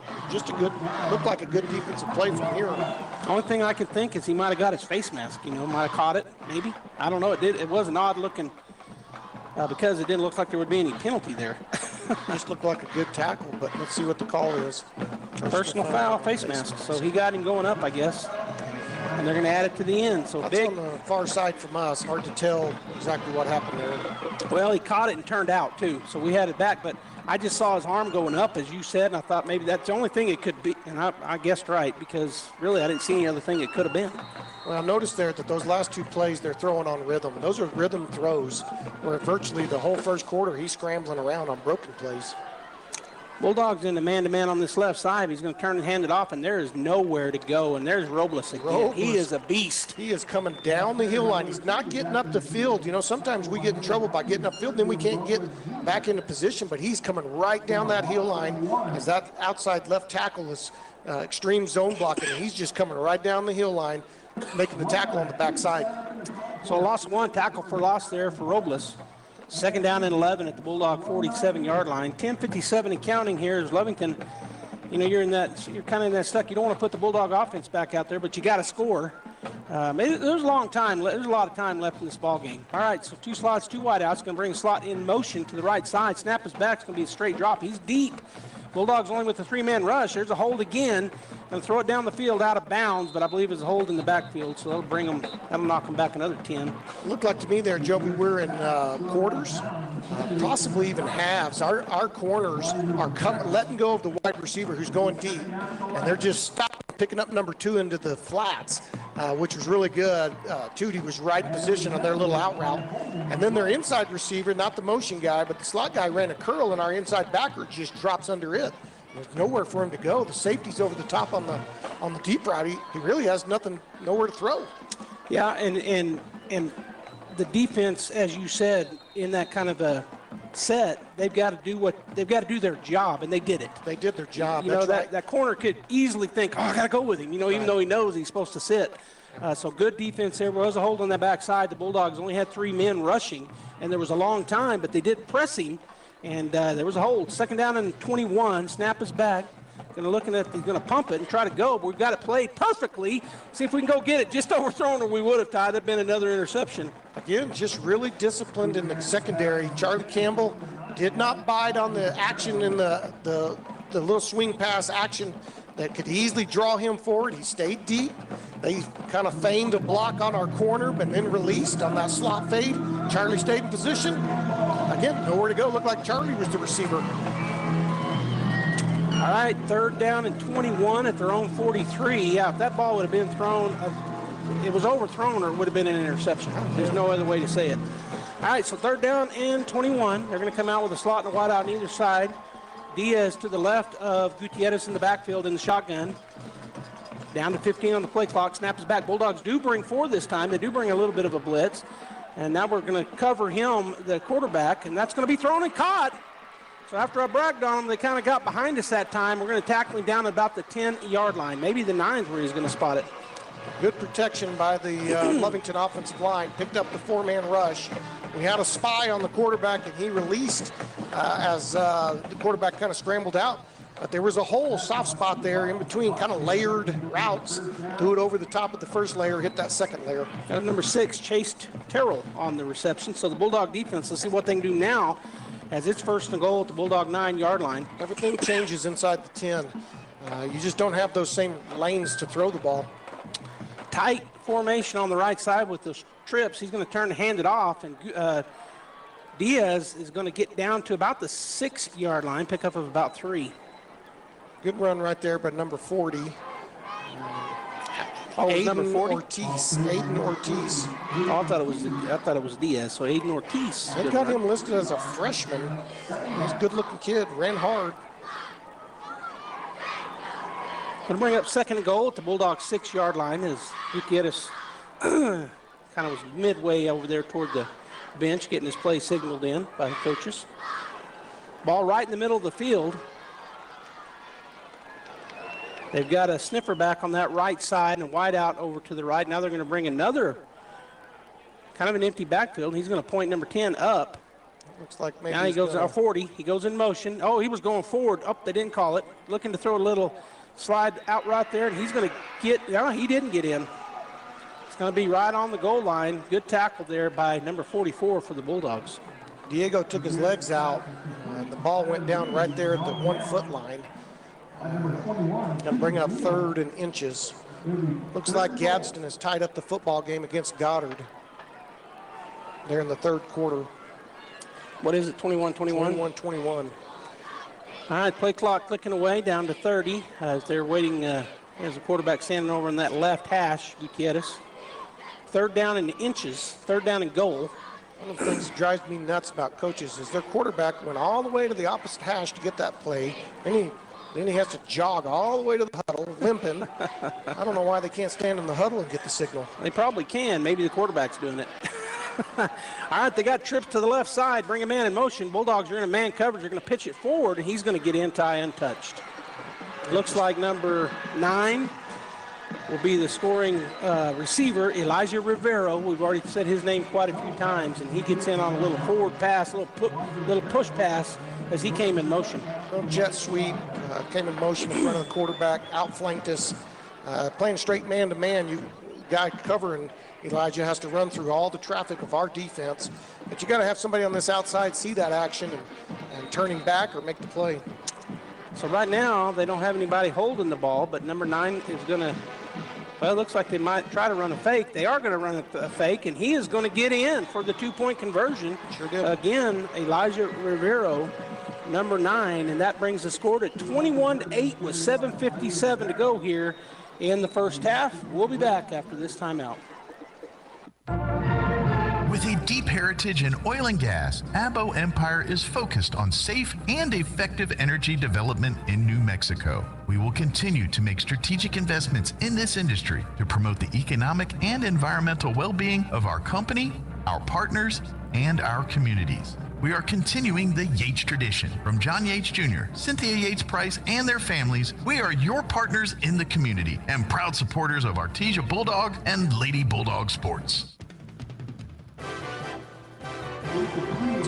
Welcome back, Bulldog fans. 11-play drive by Lovington. You know, they had the big penalty and got them behind the sticks, but they were able to make the big play on the scramble pass. 11 plays, 83 yards, 1-yard TD pass from Gutierrez to Rivero, and then a 2-point try good by Rivero just out of the shotgun straight quarterback run. So our score 21-8 now. The Bulldogs with the lead with 7:57 to go here in the first half. And here is their kickoff man, and he's going to kick it deep again, and it's going to be, well, he let it go. He could have been returnable, but we were kind of playing up there for a possible onside, so probably a good move there. Boy, it almost stopped on a dime and could have been trouble. Fuentes was watching it real close. Jet's about the smartest kid we're going to have out there when it comes to sports. Man, he is sharp. Baseball, basketball, whatever he wants to do, Jet Fuentes is thinking the game. All right, so it's going to be 1st and 10 for the Bulldogs at their own 20-yard line as Warren will come in from the sideline with the play. 7:57 to go here in the first half. As the Bulldogs break the huddle, ball in the middle of the field. We got the 2 slots and 2 wideouts, so A formation, except we have our running back in the backfield in Para in the pistol. So really, still an A formation look. Warren takes a snap, looking to throw the ball. He's going to look over the middle and then throws it deep. He's got a man. It's going to be a little underthrown and then broken up as number 27 is able to get there and break it up off of Byers. Byers beat him on the post. Derek just probably held on to it a little too long. I mean, that's a 46-yard pass. That's no short pass. Just held it a little long, and if he lets that go a little sooner and let Jack run under, it's probably a touchdown. All right, they'll bring up 2nd down and 10. We'll stay in the same formation as Warren's going to look over the defense. Bulldogs didn't huddle. They just lined up on it and looking to snap the ball. Snap is back. They're going to run a little speed option. A little bit high. We got a penalty back in the back side where there's normally a holding. As Parra gets about 4, maybe 5, 6 yards, but we'll see what the penalty is. Joe, we call that the speed option. There's different terms for it, but basically you're not going to block the defensive end to the side you're running the ball. You're going to let him go. That left tackle in this case is going to try to inside release and pick up a backer as he's quick flowing, and then you make a decision off that end. Well, that play right there, Derek, the defensive end didn't do much. He just stood there. So Derek went ahead and tried to run around him and then decided late to pitch it. Just timing was off. Footwork wasn't exactly right. Sometimes that's going to happen when you can't read what the other team's doing. So we're going to march it from the spot of the foul as the Bulldogs, Parra had gotten out in front of that. And so it'll bring up a 2nd down and 18 for the Artesia Bulldogs back at their own 13-yard line. Again, that same look, slot and a wide out, either side, with Parra stacked back behind Warren in the shotgun. Snap is back, looking to throw the whole way. Boy, Hodling got held. There's a penalty in the backfield. That's going to be holding on us again. Throw it down the field. We're going to get back the yards we lost, but there's a holding back in the backfield. Boy, Cale got almost tackled, but they missed that one. But we did lay on a defender back there, so I think they're calling a holding on our offensive line. I'd sure like to see us go back to the running game. Just stick it up the middle and force those backers and safeties to start creeping up, getting back into the box. Then the passing game will be back open. We just got a little impatient, it feels like. It'll be half the distance. They're talking to the Lovington coach. The flag is back in the backfield. They were smart. They would decline it. We're already behind the sticks. It'd be 3rd and long. It'd be 3rd and 19 if they decline it, or it'll be 2nd down and about 25 if they accept it, half the distance. Holding. And they are going to take it, I guess. So the official will go back to where we were starting at the 13-yard line, and he'll march at half the distance, which should be 6.5. We'll put the ball down at the 7-yard line. So we got a ways to go. We got to get all the way to the 30. We'll bring up a 2nd down and 23. I'm not watching very well the quarterback. Did we have time to throw there? Did Derek need to get out of the pocket? I wasn't watching. Was he getting impatient? Got a little impatient that time, but he found a man down the field. It was a pickup of about 10, maybe 11. Yeah, I think it was Fuentes who caught the pass. That'll bring up a long 2nd down, longer than we already had. Trips to the near side, which is the wide side of the field. Parra in the backfield. Warren taking his time. Snap is back, looking to throw again. Going to throw it, and it's going to be caught by Fuentes, set down there, kind of in between guys in the zone. He'll pick up about 12, 13 yards. It'll bring up a 3rd down and 13 for the Bulldogs. Well, traditional wisdom is you try to get half of that penalty back, which it being inside the 20, it was not a full penalty.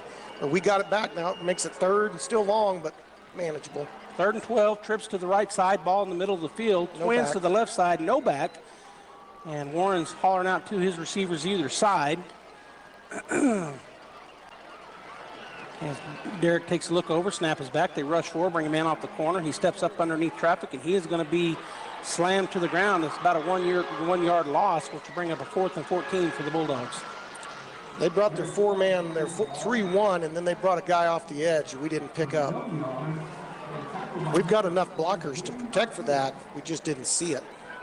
So the Bulldog punting team will come on for the first time in a long time. Been a game or two since they've been out there. I think we did in Centennial. There's a final. Roswell wins in 54-0 over Santa Teresa, so that game over early. 8:04 to go here. Lovington's defense, well, it's kind of like what you were saying about Lovington. We kind of stepped on our own foot a little bit there as offense. But Lovington defense had and the kick is off the side of his foot. It's only going to get to the 30, about the 34-yard line. So great field position for the Wildcats. Kicking game, so important at the high school level. Gets undervalued by too many coaches. Such a big momentum shift in the kicking game. If you can make plays in the kicking game, really turn games around or just put your foot on people's throat with the kicking game. And just came off his foot funny. Corbin's an excellent punter. Just came off his foot funny. Yeah, because normally that's exactly what we do, and we've already seen it tonight. We blocked a punt, and we got another touchdown off of that. But 21-8. So what I was about to say is Lovington's defense got us going backwards with those penalties, and so they just scored, and now they get the hold, and then we get a short punt. And so it really lines up here for Lovington to get back within a touchdown, as they've got that bunch set over on the right side. Snap is back. Gutierrez is going to roll that way. He's only got one receiver, and that's going to be picked off. Going the other direction is Tootie McNeil. He's looking to go down the sideline. Yeah, Tootsie. He breaks a couple of tackles. He's still, and he's tipping-toeing, trying to get down the sideline side, but he steps out of bounds. Where do they throw the... I guess he did. I guess it was way down the field further than I thought, but another interception by Tootie. Well, that was a one-man route. They brought the wide out on the wide side motion.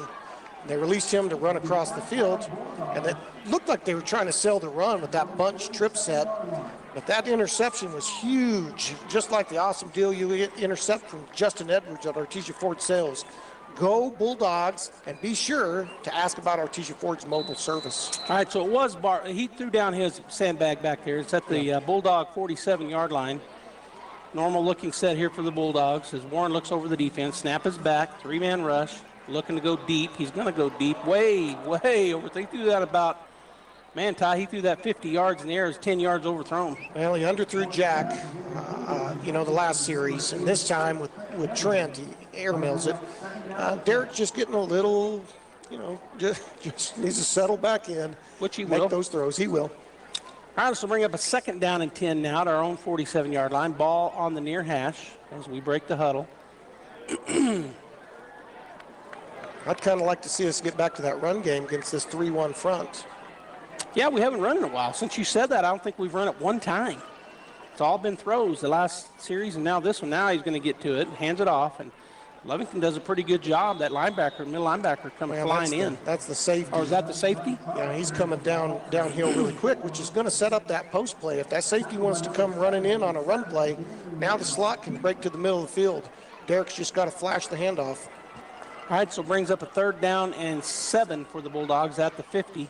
Same looking formation, going to turn to hand it off again.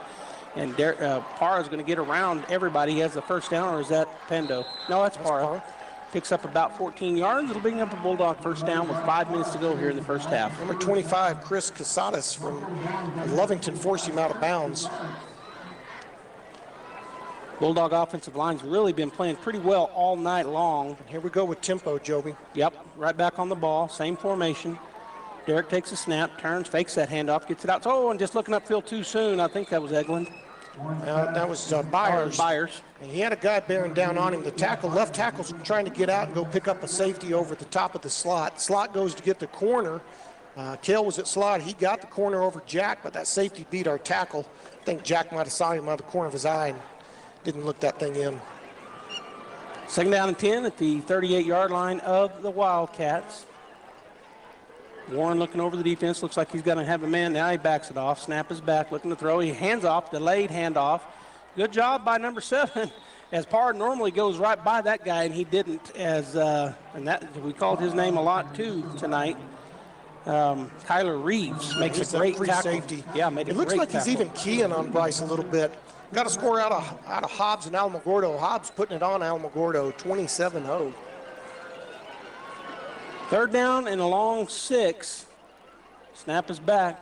Warren looking to throw. He's got a man up on high. Actually, really wasn't that open. It was Sawyer Whitehead. Whitehead. There was 3 guys around him. He's going to bring up a 4th down and 6. Again, getting a little greedy there. Whitehead running down that seam. There was a window, and it had to be a perfect throw and just threw it a little high. So 4th down and 7. See what the Bulldogs do here. I think we're going to see them go for it. What is it going to be? We'll probably go hard snap first and then hard count. We have all of our timeouts, 4:24 to go in the first half. If Lovington backs off and just wants to play real conservative, I think it just throw the hitch to Jack or Trent. 25 on the play clock, plenty of time, a formation, and now a timeout coming from Coach Mppen. So we'll take a timeout as well. The Artesia Bulldogs leading here, 4:24 to go in the first half, 21-8 over the Wildcats. Hey y'all, it's Holly with Nels Floral. We would like to share a big thank you to all of Artesia for all your support and tell all the Bulldog athletes we're so proud of your accomplishments. Keep on being exceptional. Remember, Nels Floral is the place to go this fall for all of your Bulldog plush and gifts and fall flowers. Open Monday through Friday, 9 to 5 at 712 West Dallas Avenue, online at nelsfloral.com or call 575-746-3775. At Nels Floral, it's great to be a Bulldog.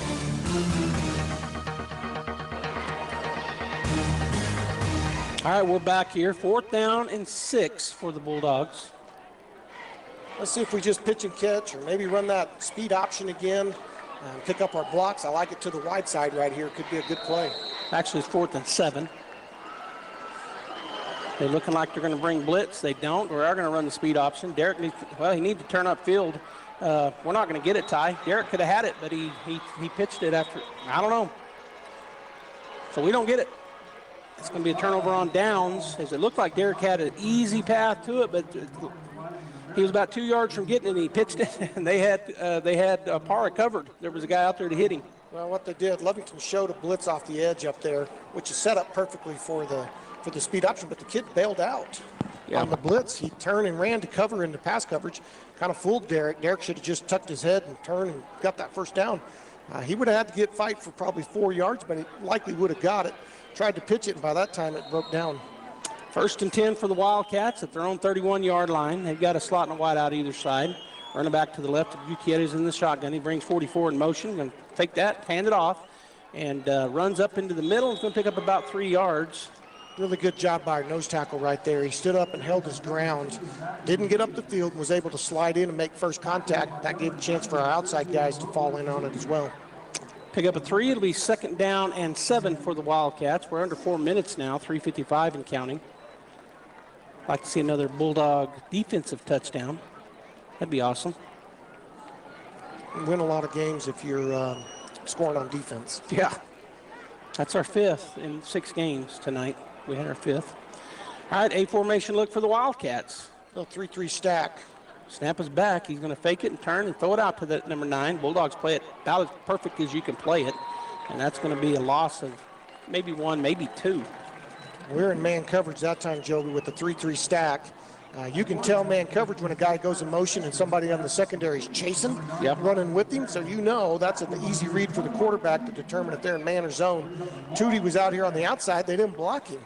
So he just comes off, trades with Charlie, who's running across the formation, runs up, makes a tackle for a loss. So it brings up 3rd and 9, loss of 2, tackle for loss of 2. Lovington breaks the huddle ball on the right hash for them. Play clock down to 17 and counting. And they're going to have the same A formation look, see if they bring a man in motion. This time they don't. Snap is back. Gutierrez with straight drop. Bulldogs rush 3. They got a man. It's just going to be, I thought it was going to be intercepted, but did that get tipped at the line?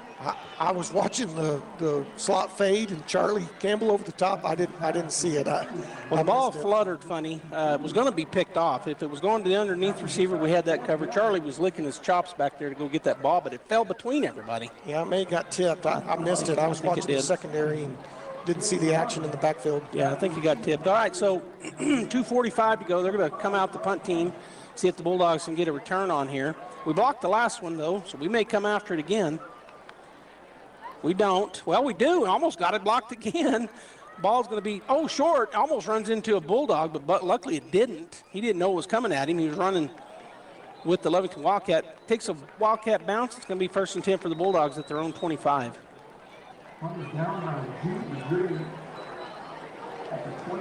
That may have been Colt Majeko who was chasing down that gunner on the punt. Just got his back turned to the punt, doesn't know where it's at. Luckily it didn't touch him, so we're good. Well, your return guys have got to be screaming at you. Go to the sideline. Get away, get away. There's lots of different calls. But they're in man coverage, Ty. We'll see what we do right here. Looks like they may be bringing somebody off the edge. They're going to hand it up the middle, the Bulldogs do. And, boy, breaking away is Parra, still on his feet, and finally going to be tackled. It looked like he was tackled after a 2-yard gain. He ends up getting about 5. Yeah, their right side 5 technique, number 72 or 53. So one of those interior linemen made first contact, really did a pretty good job shedding our tackle. I didn't even wrap him up, just let him go. And that could be credit to Bryce. Pick up a 6, so 7, second down, well, between that, so we'll call them second down and 4. Snap, it goes through the hands. He's going to pick it up, though, and he's just going to have to get away from one man, and that's where he's going to be, Ty, right there at the 18-yard line. Big loss of about 15. Really looked like a rocket snap, went through Derek's hands. It was a little high to his right, just with some speed on it. Got through his hands. Derek got lucky with the bounce right back to his hands, but he didn't have nothing he could do. He was swallowed up at that point. Well, it's going to bring up a second down and long 15 third down, I'm sorry. Third down and a long 15. 129 and counting here. Trips to the left side, which is the wide side of the field. Parra in the pistol formation behind Derek. One receiver to the far side in a man-to-man coverage. Snap is back. It's picked up, though, luckily, and he's looking to go somewhere with it. He does go over to the right side. And is that Parra? It's Parra. And he's going to be tackled, nowhere to go. And so back. You know, we've looked fantastic at times, and then we've looked kind of rough. It's just one of those nights, apparently. Well, we went from a high snap that went through his hands to a low snap that hit him in the shin. Went through his hands again, but it went through his hands and hit his leg. Well, yeah, and that's tough on a quarterback. And centers are dealing with the nose tackle right over the top of them. Not the easiest thing to navigate. All right, timeout on the field. We'll be right back. Looking for power, performance, and a whole lot of game day style? Come to Major Supply, your one-stop shop for industrial goods and outdoor gear. With the brands you trust, Milwaukee, Rigid, and much more. Built for the job site and tough enough for any task. And when the work's done, gear up for game day with team apparel, sunglasses, and all the sporting equipment you need to play hard and cheer harder. Tools, threads, and everything in between. Stop by today at 1808 South 1st in Artesia or check them out online at MajorSupplyLLC.com. All right, so 4th down and 15 for the Artesia Bulldogs. I guess 4th and 14. Parra got a yard. So the punt team comes out for Artesia. They did take a timeout right there, and I'm not 100% sure why Coach Mppen did, but he did. He's the head coach, so he knows what he wants to do. 1:07 to go here in the first half. We're in a spread punt here, a little bit different. Snap is back. Dominguez comes forward. He gets a high. Going to turn it over. And that's going to be hit the ground. Let it roll, let it roll. Bulldogs are letting it roll. It's going to take a great bounce for Artesia all the way down to about the 19-yard line. That's a long punt. That's a huge punt. Yeah, he had one go off the side of his foot the last time, but that time he didn't do that. Himself, didn't he? Yeah, that didn't go off the side of his foot that time. Huge punt. Goddard is up on Gadsden with 7 minutes left in the fourth, 28-21. Thanks, Josh Howard, for the updates, our statistician. 54 seconds they've got to do something here, and they get the ball coming out in the second half. They would love to get a touchdown and then come out and have the ball. You bet. They'd be up if all their extra points and things went well. All right, so the Bulldog defense going to stiffen up. Slotting wide out either side. Ball on the left hash for the Wildcats. Zachary Diaz, the running back to the right of Gutierrez. He's going to take a deep drop. Bulldogs bring some guys. He gets away from them. He's looking. He's going to throw it. Tootie was about to go in for another touchdown. He dropped it. He tipped it, and he dove for it. That's what happens when you scramble around, and then you finally get some pressure. You sometimes will make poor decisions. He's made a few of those tonight. So it'll bring up a second down and 10 as the ball went through. He was looking at that goal line. I know what happened. He looking at that, and it kind of, as you said, it went through his hands, so like a tip drill. But we didn't get it, so it'll be second down and 10 for the Wildcats. The Wildcats are still running those deep 12-yard outs with their slots, running deep with their wide outs. It takes time to get down there and get into those routes. Quarterback's struggling to just throw it, unleash it, and throw it on time. And the defensive line's giving him some fits. Well, we brought somebody off the edge that time, and the Bulldogs showing a blitz up the middle. Oh, there we come. And he's going to throw it this time, and underthrown and out of bounds, so it'll bring up a third down. But pretty good there by the Bulldogs. They brought the house. Yeah, on the left side over here, the Bulldogs pulled back off looking for the screen pass. So that may have been a stunt or a unique blitz to bring it off one side and keep the other side back. So interesting thought there or look. So 3rd down and 10, down to 41 seconds to go here in the first half as Lovington breaks the huddle. Again, right over on the left side, left hash. And Bulldogs secondary looked like they were a little bit confused, but they get to it. We're going to bring it again, and there's nowhere for him to go. We call a timeout. Yeah, we should. Looks like he's waving it, timeout. A timeout, Bulldog. We'll go ahead and take it as well. 36 seconds to go. It'll be Lovington punting when we come back. Home health care is health care in the comfort of your own home when you cannot care for yourself. Home care services can help someone who has chronic health care issues, medical setbacks, or health impairments. J&J Home Care has the best skilled nurses and therapists for any of your special needs. So why pick a stranger to care for those you love when you can pick your beloved neighbor with over 30 years of experience? J&J Home Care is here for all your home care needs. Call us now at 575-746-2892 or visit us at jjhc.org. All right, Ty, we're back here. Lovington sputtered there. The Bulldog defense gave them all they wanted. And so with 36 seconds to go here in the first half, Bulldog defense, our punt return team will be out. Lovington's punt team will come on. And we had former Bulldog, graduated with Ty, chime in, said, doesn't look like a very good crowd. Of course, he's watching online. Shout out to JD Champion. He's just pulling your leg. I know. He's watching from wherever he's at. All right, so the Bulldogs, they've gone after a couple times, blocked one. Punt is away safely. And then he's interfered with. Ball takes a Lovington bounce. He called the fair catch, and he was run into by the Lovington Wildcats. Yeah, maybe that's not a penalty. He flagged it. Oh, good. I was going to say that I thought was a penalty, and there is a flag down there. That back judge come running up, and trying to get his beanbag out so he could throw it where the mark was, and then he got his beanbag out finally, and then he got his flag out. And there is a Lovington player down, number 60, back where they punted from. Hopefully he is okay. He's being attended to. But they're going to put the spot there and then talk about it, are the officials. Yeah, you got to give the receiver, Charlie Fair caught that, and he worked his way up. Well, the gunner was playing inside, wasn't a wideout this time, was playing tight off the hash and ran right down the hash. And he ran into Charlie, not much, but enough contact. Charlie did. I mean, he did what you tell him to do. He kind of fell down. Yeah, he got clipped. It was like a wing clip. He caught him on his right shoulder. Just enough. And Charlie didn't try to fight through it. Just went ahead and went down, let the ball go, and get the penalty, which is just smart football. And you know, Charlie, Tootie, Edel, these guys are. Wait. What? I think the guy marching it off. He's going to go back to where it got downed and then mark it off. Huh. Okay. These three secondary kids that we got, Edel's playing a little linebacker this year, but they're no stranger to football. They played as sophomores, got rotations in here on varsity. They're sharp kids. Well, Charlie, you was talking about Jet, and everything you said is true. Charlie's that way too. Charlie, all-state basketball player, all-state football player, and all-state baseball player. 2 state titles last year and a runner-up in football. Pretty savvy kid, Charlie. Snap is back, going to turn and fake the pitch. See where he's going to go with it. He's going to throw it down the field. It's up high and goes in and out of the hands of Byers. Yeah, fake the pitch and then bootlegged out. Had several options. Looked like Fuentes or Whitehead, I can't see his number, had the flag route. Byers was on the deep comeback. Kell was on the drag. I think every one of them was open. That was Whitehead on the deep flag route. He chose his first option, which was Jack, and Jack just didn't squeeze it.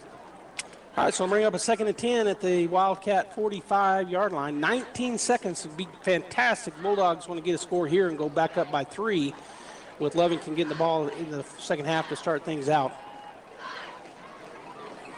Warren takes a look. He's going to turn, fake the pitch again, going to run the exact same play. He's going to square his body up, throw it to the backside receiver, and just couldn't get it there. Just off about 5 yards from his receiver. Boy, he was wide open too, so just didn't go. And then we have a penalty down, which is right where it's usually a hold.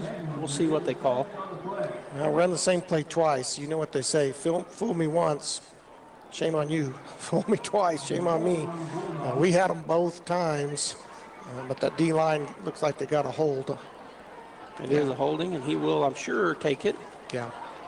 So they'll march it off. It'll bring up 2nd down and 20 with 12 seconds now to go.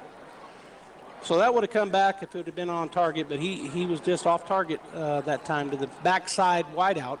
So we had trips to this side, and I think they were all three open again. So we had 4 guys open. It was a great idea. He squared up his hips. He made a hard throw, but just too much. Again, trips to this side. Snap is back. Straight drop this time. Steps into the pocket. It's going to be thrown. Pitch. Another pitch. And it's going to be on the ground. And the Bulldogs, I think they got it back. Let's see. Nope. First down for the Wildcats with 2 seconds to go.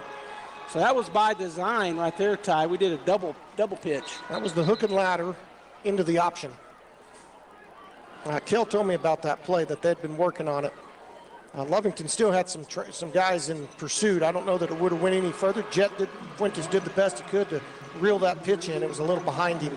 A little high. A little high and behind. So another turnover, the third one here in this ball game for the Artesia Bulldogs. 2 seconds to go. Right here, you just don't want to give up a scramble, long throw, somehow let them get behind you a touchdown, but I don't think that'll happen. Our safeties are going to play about 30 yards off the ball. Well, if you're really thinking the game, looks like they're going to kneel it. But you line up everybody to the left of the offense, and you just rush from that side, to the right of the offense, force the right-handed quarterback to scramble to his left where he's not as comfortable, and then just in the half. But they kneeled it. All right, so let me look at what we're going to do here. I think I will take a quick timeout. I'll look at how everything's going to happen here. I think the Lovington band will come out, then the Artesia band, and then we'll go to the Tape Branch Fan of the Week. But we're going to take a quick timeout. You know what? Let's just let's keep it here as the Bulldog or the Lovington band is going to come out. I'm not going to take a timeout. Instead, we'll watch the Lovington band, and then the Bulldog band will come out and do their marching right here on KSVP Radio, AM 990 and FM 93.7, KSVPTV.com, KSVP Radio on Facebook, and KSVP TV as well. And Gene's calling me, so maybe we are taking a break. Attention Southeast New Mexico. The Tate Branch invoice sale is happening right now. For a limited time, every new car is priced at invoice minus rebates. That means you pay less than we paid for the car. We're talking thousands of dollars in savings. And here's the best part. Every car comes with a lifetime powertrain warranty for peace of mind, mile after mile. Come see why so many families choose Tate Branch. Here we price fairly, treat you like family, and provide exceptional customer service every step of the way. Don't wait. Drive home your dream car today during the Tate Branch invoice sale. Tate Branch. Experience the difference. Welcome back to the Tate Branch Fan of the Week segment. It's homecoming week, and we've got a great...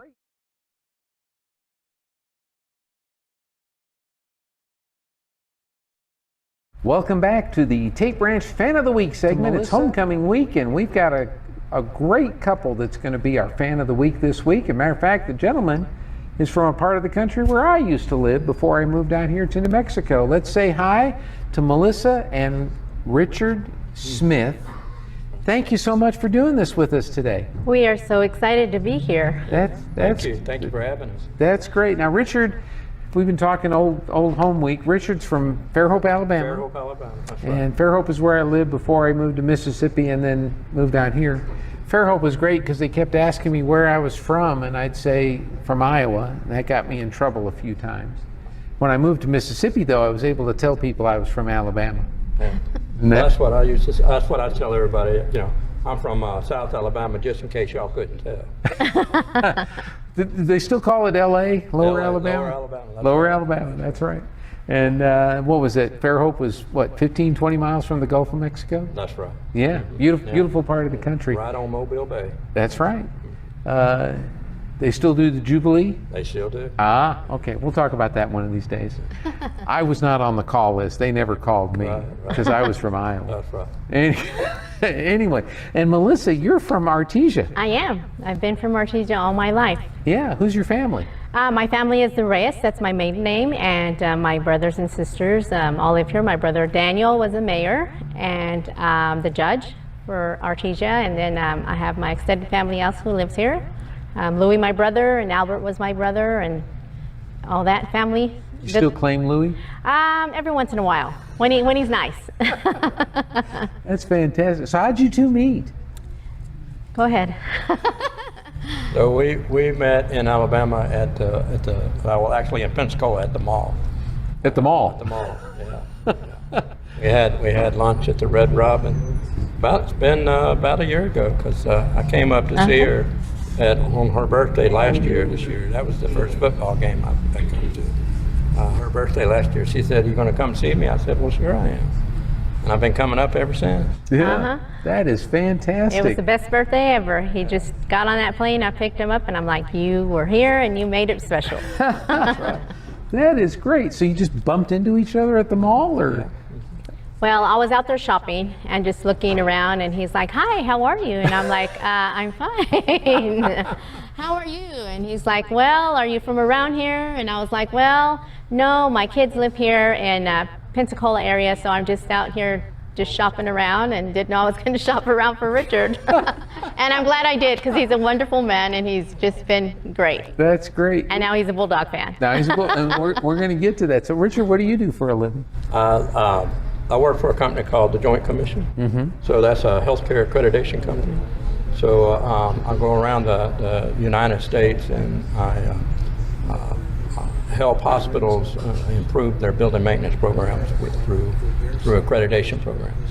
Fantastic. And of course, Melissa, you work for, who'd you tell me? I work at Yucca School. Yucca School, that's Yes. right. And you've been there almost 25 years. Almost. This is my 24th year. Counting it down, but I love my job. It's so rewarding, and the kids are great.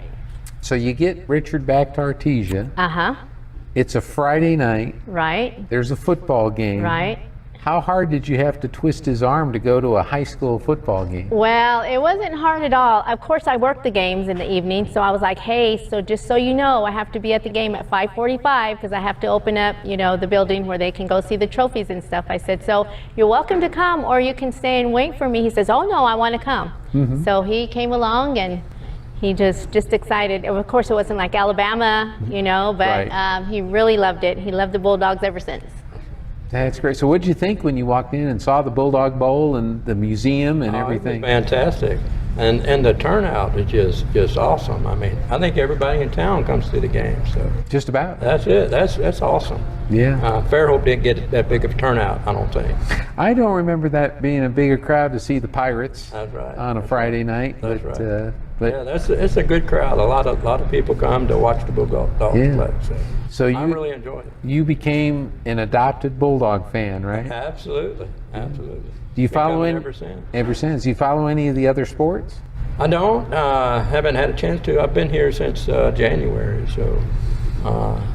But I'm looking forward to it, though. Okay.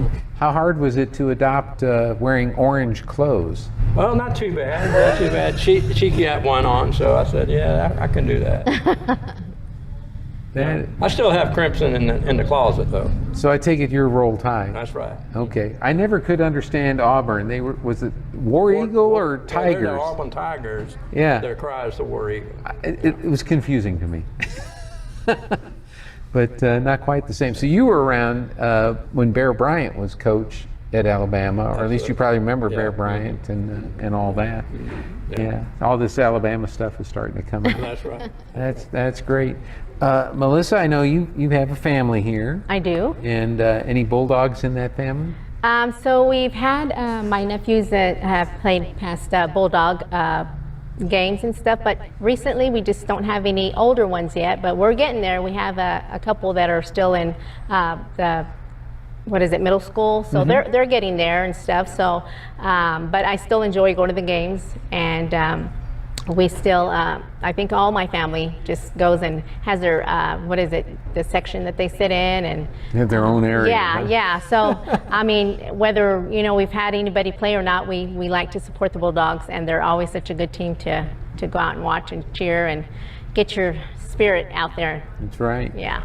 You mentioned the museum. Do you open that up? Do you keep an eye on that before the game? I do. So I go about at 5:45. We have to open it up so that whoever wants to come in and view the plaques and the trophies and everything. Yes, and there's a lot of them that have a lot of questions, and then we have the TV where we sit up to do the past games of the many years in the past. I get to hear a little bit about the one from the recent one that we've played. So I mean, it's very nice to see all these people that come for like the homecoming. You have all the alumni that come, and so I get to hear a little bit about their, oh, look at that, look at this, the skirt they used to wear, and I'm like, you know, I get to ask them questions. So it's fun. It's fun to open it up and let them come in and see what's in there. Well, before that, I didn't even know what was in there. I just passed by, like, you know, walking by, I was like, oh, okay, that's a building. Now when I first worked there, I was like, oh, okay, this is what's in here. So yeah, really nice. It's a pretty neat. It's Melissa's birthday. Yes, today. Happy birthday. Well, thank you.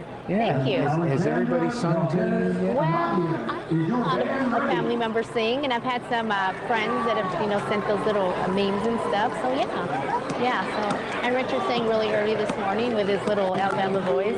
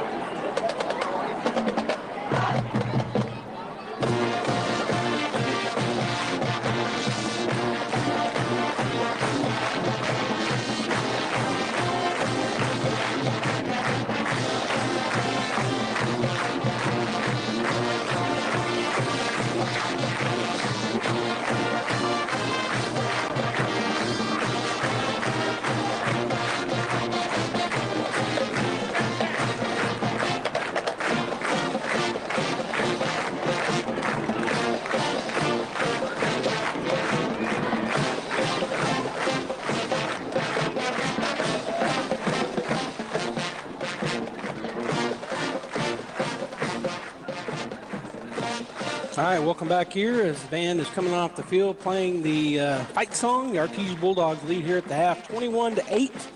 We had to cut our Tape Branch Fan of the Week short, but thanks for staying right here on KSVP Radio and KSVPTV.com. Tape Branch halftime show continues.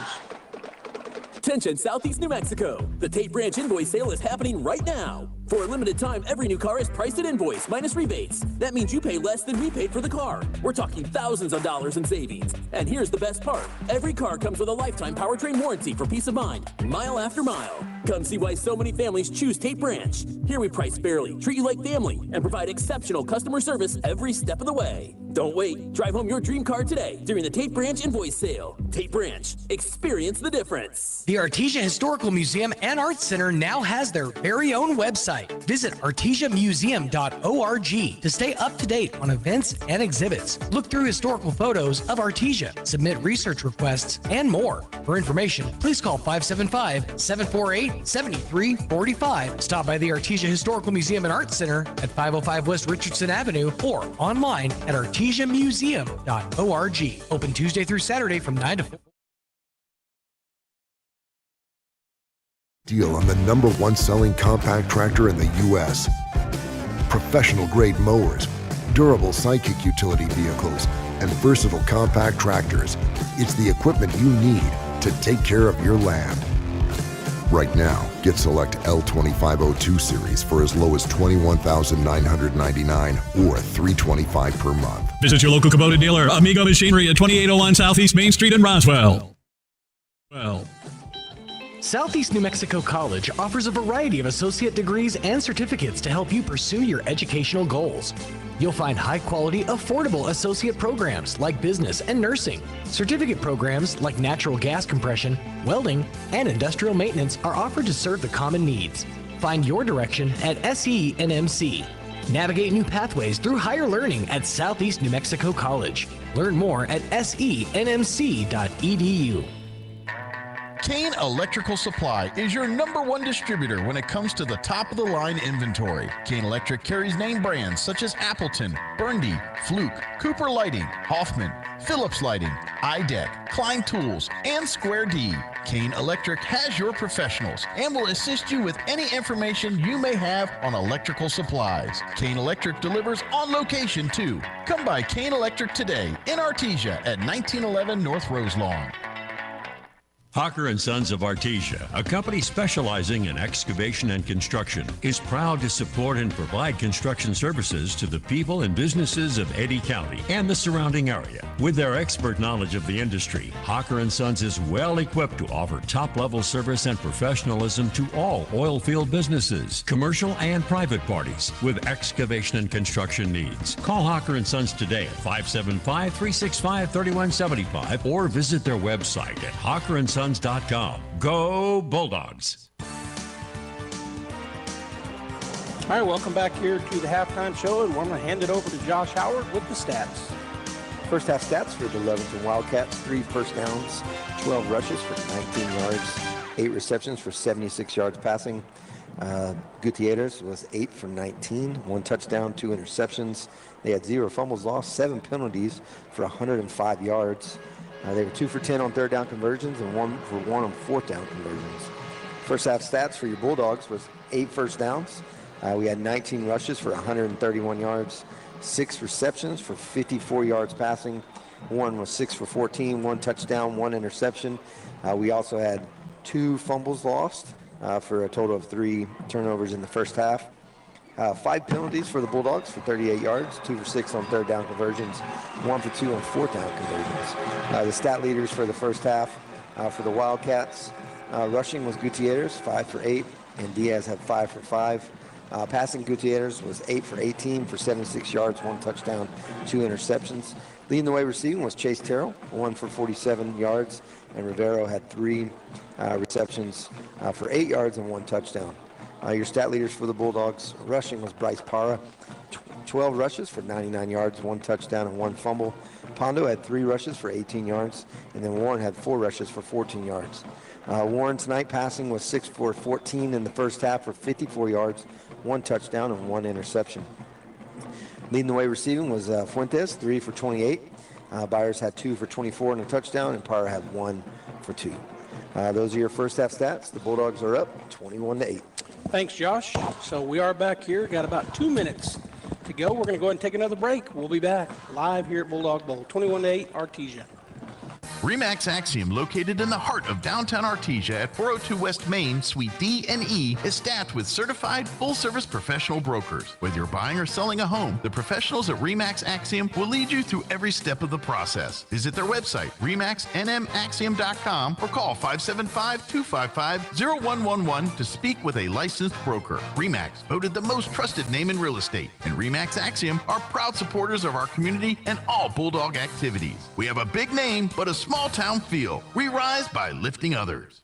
KCLT is the leader in surface rental equipment and customer service throughout the Permian Basin. With yards in Artesia and Monahans, Texas, you can count on KCLT to work 24/7, 7 days a week. Their professional mechanics are always out in the field and are Dort certified. KCLT is there to make sure your site is ready when you are ready and can certify your man lift and forklift operators on site or in our yards. Save KCLT in your contacts, 575-308-8647. Surface rental equipment all in one place. KCLT, helping you keep America running. Proud supporter of the Artesia Bulldogs. Did you know that God values relationships?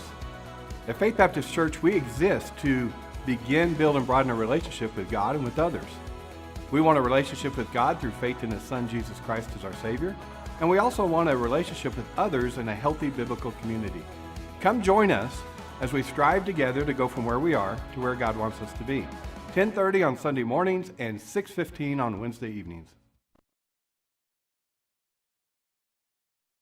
Hi Artesia, Cambria here from your local KFC and Taco Bell. And boy, do I have some amazing Tuesday deals for you. If you're grabbing a quick bite for yourself, you gotta try our country fried steak meal. This includes our delicious home-style country fried steak patty served with mashed potatoes and white gravy, creamy coleslaw, and a buttermilk biscuit, all just for $4.99. Looking to feed the whole fam? We got you covered. Try our $20 meal deal. This includes 8 pieces of all dark meat chicken, large mashed potatoes and gravy, a large coleslaw, and 4 buttermilk biscuits. As always, it's great to be a Bulldog, and we hope to see you soon at your local KFC and Taco Bell.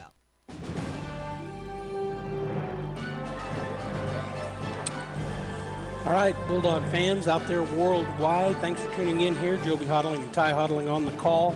It is halftime, but halftime is over. So the Bulldogs are on the field. We're kicking off to the Wildcats, going from the north to the south here. Ty, just kind of a strange first half, really, to me. Kind of a strange one. We come out and turn it over real fast twice. Defense steps up, holds them. And then we look like our old offense. We score easily, 21 points straight, and then everything kind of collapses again. I guess the solid is the defense has been playing pretty good. Defense playing really, really good. Because I'm telling you right now, a scrambling quarterback is one of the hardest things in defense to stop. And our defense is just smothering those receivers. Our D-line is making contact, getting off blocks, and putting pressure, which has led to those turnovers. Strange first half. We got a little greedy there before half. We'll see what the second half brings. Kick is going to be deep and high, and they're going to catch it at about the 10. And they're going to run a little fake reverse, but number 2 holds on to it. That's their running back. He spins forward, and there's going to be a penalty across the field. We'll see what that is. Bulldog and a Wildcat got tangled up over there, but pretty good return there for the Wildcats. Number 2, Zachary Diaz. Diaz had good speed there. Kind of flashed the ball like they were going to run a reverse, but didn't do a real good job of selling that reverse. Yeah, he didn't fool anybody. Yeah, he kept it. Bulldogs stayed in their lanes. I think it's against him, and I think it's a hold, and that is what it is. Or is that block in the back? Block in the back, yeah. It does. It kind of looked like a hold. I heard Chris say that, filling in for Danny Parker tonight, Chris Saxon, Coach Saxon. But if you get a little older, it's harder to tell. This and this look almost the same up here where they put their hand out. Block in the back. Block in the back. All right, so they got a tight bunch set. Boy, the receiver over here is way offside. Now he backs up, pointed at the.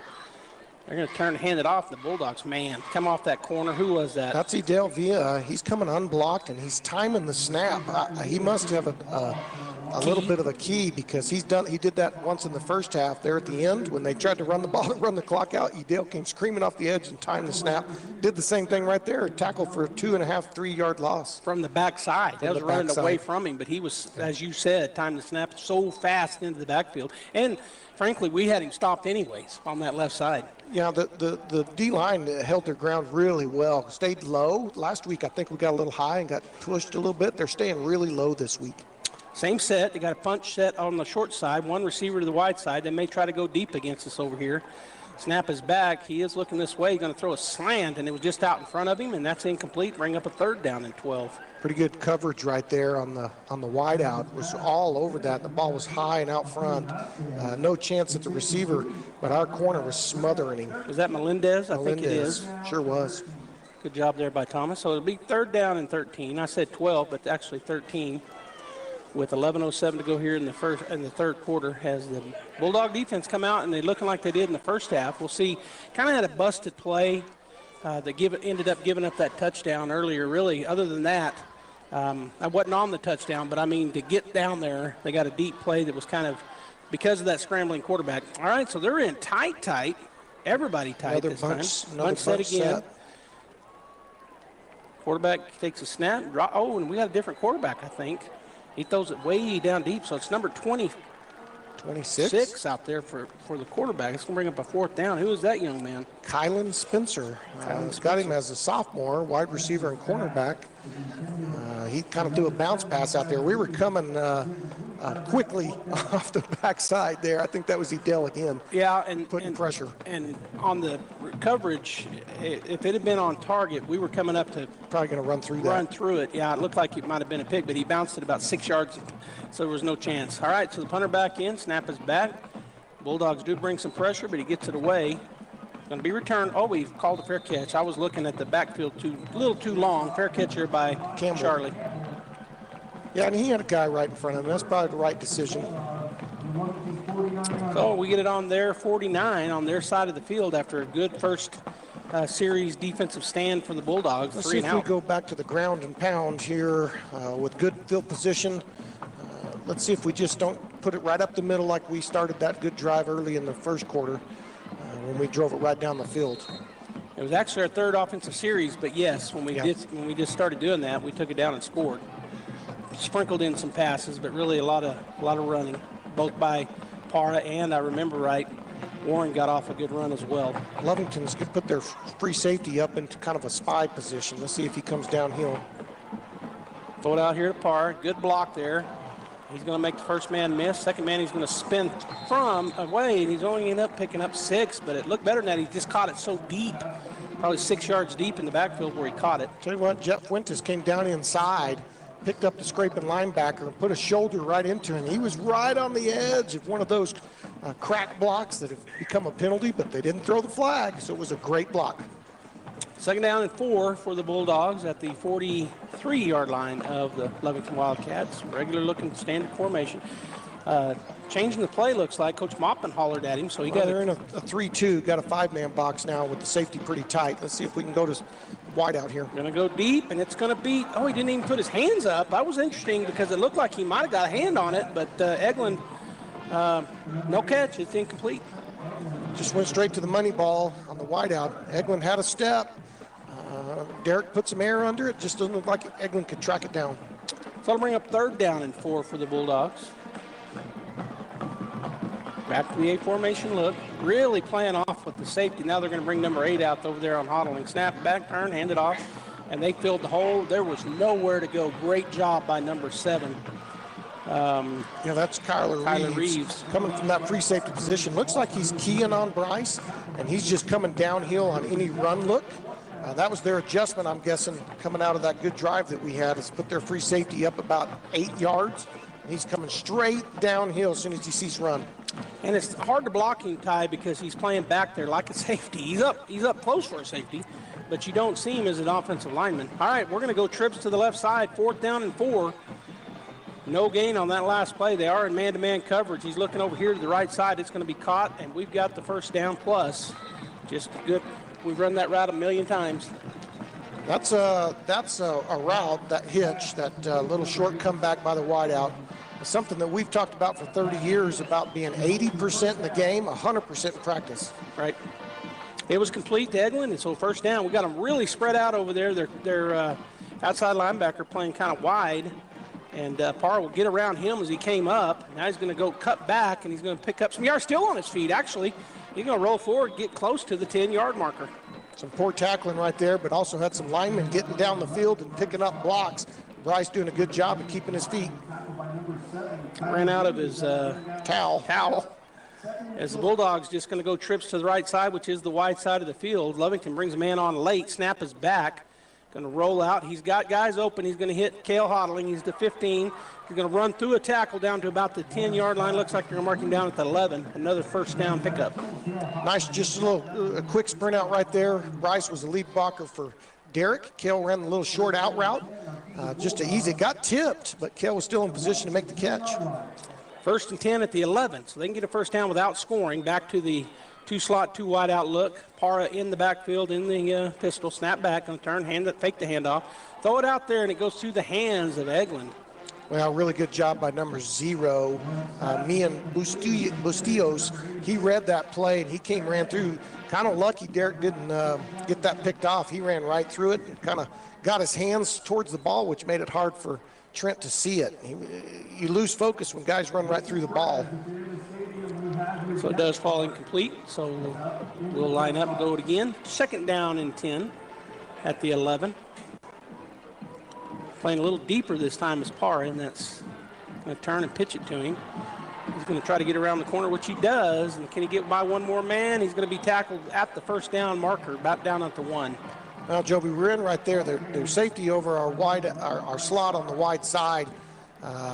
He came walking up, which gives a pretty good indication he's in man, and that linebacker that was also over our slot is going to come off the edge. And Sawyer Whitehead read that. He saw that guy was going to blitz off that pitch, came down inside and shielded him, and Bryce was able to get sprung to the outside. Rhino in. It's third down and 1. They marked us down at the 2. I thought he got to the 1, but he did not. So the Rhino package in the ball game. Heavy package, snap is high. We're going to run the ball to the right side. He's going to try to bounce it out. Lovington was prepared for a tie. That's about a 2-yard loss. Yeah, Byers tried to get to the outside there, kind of shoving his lead blockers, but Lovington had that one sniffed out. All right, so we'll see if we bring back in our normal offense here or if we're going to kick it. I don't see our kicker coming in. I do see the normal offense coming in. So it'll be 4th and goal, or 4th, actually not, 4th and 3. Could get a first down, but we'd have to get a little past the 1-yard line. I think we just go ahead and try to score. I see no reason why not. We got trips to the left side, ball near the right hash. Levitt's going to be in man-to-man press coverage out there. We're going to bring a man off the corner. No, he stays there. We're going to throw it to the inside. That's a touchdown, and that's to Eglin, I believe. Eglin with the touchdown, just a slant route, throw and catch. You know what he did, Ty? He did that slant route, but that big body, it's like he posted him up almost. Didn't throw it up high, but just threw it right into his chest. He had him shielded off, and good throw there by Warren and good catch by Eglin. And the Bulldogs take a 27-8 lead here as they line up in that swinging gate again. See if they run out of it or if they get 2 points, as Lovington did on their touchdown. They are going to try to run that. It's going to be muffed. Well, he's still on his feet. He got in, Ty. Parra gets in. Is that Parra? Who is that? I believe it's Parra. That's Jet Fuentes, I believe. Oh, is it Jet? 10. Jet went down for the ball, and the first Lovington Wildcat flew over the top of him as he ducked to get the ball picked up. And then the second Wildcat didn't wrap him up. Jet kept his feet, drove into the end zone for 2. 29-8. We'll take a break. Be right back. Hey Artesia, gear up in style at Bulldog Outfitters, your one-stop shop for all things Bulldogs. Under new ownership, Bulldog Outfitters has got you covered. Show your Artesia pride with gear that stands out, from t-shirts to hats and everything in between. Our team can make your ideas come to life. Open Tuesday through Friday, 10 to 4:30 at 1409 West Main in Artesia. Custom orders? Call 575-736-4951. Bulldog Outfitters. Shop local, support local, and let's go Bulldogs.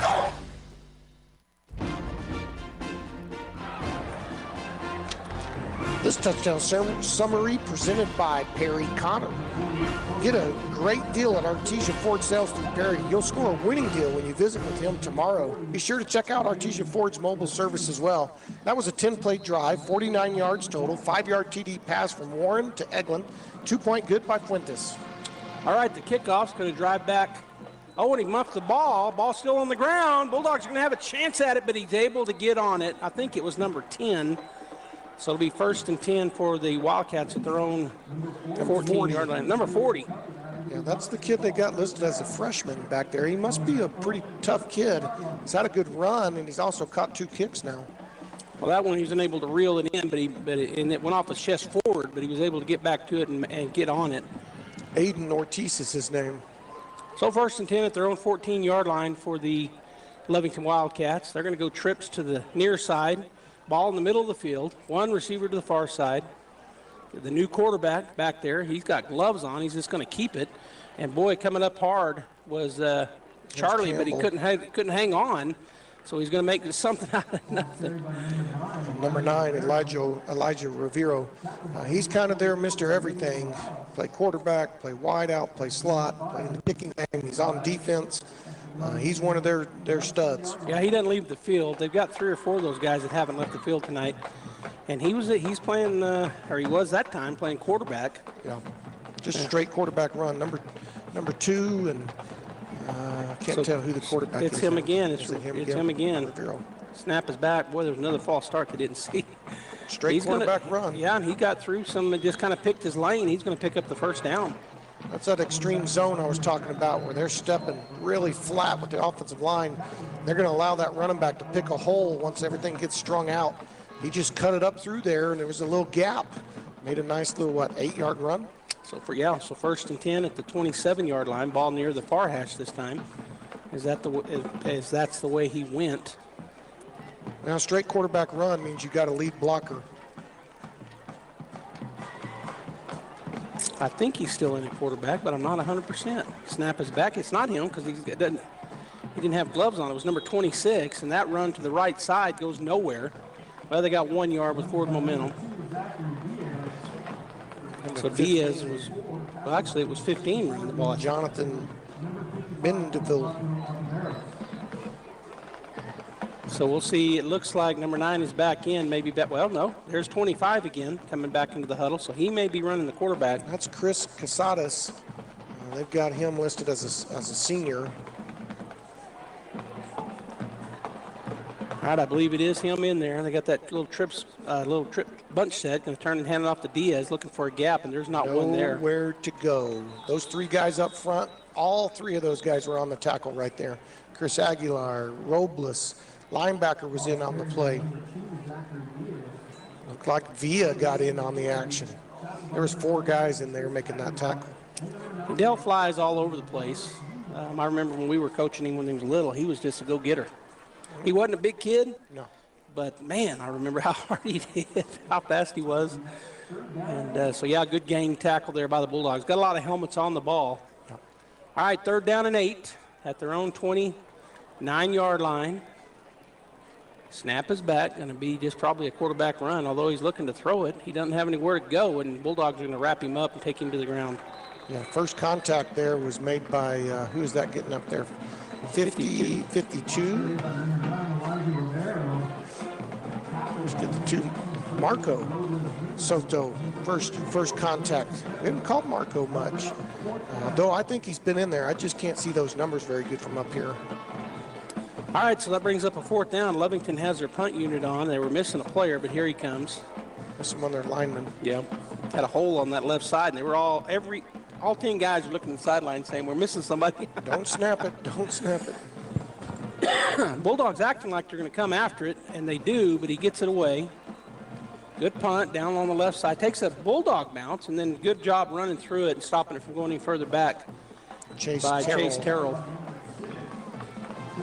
All right, so the offense gets their second shot at it here in the second half. We're down to 3:54 to go in the 3rd quarter. The Bulldogs leading 29-8. Let's be patient here. Let's just earn it for a while. Let's invite them to come up, and then we'll take that deep shot. Had an update earlier, 35-14, Mayfield over Deming. So that's a surprising score to me. Yeah, that's interesting. Those guys are in our, hey, Coach, those guys are both of course, in our district. Snap is back, and turn, fake the pitch, and he's going to throw to a wide open Sawyer. He catches it, still on his feet, going down the sideline, still going. Oh, they called him out of bounds. I didn't know.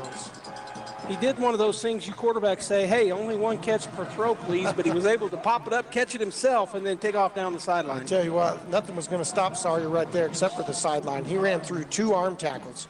All right, we're going to do a little diamond bunch over here. 4 receivers, empty backfield on this near side, going to throw it to Parra. Those receivers were blocking. But good job by Lovington Ties. They kind of crowded on those blockers, and the Lovington kid is hurt.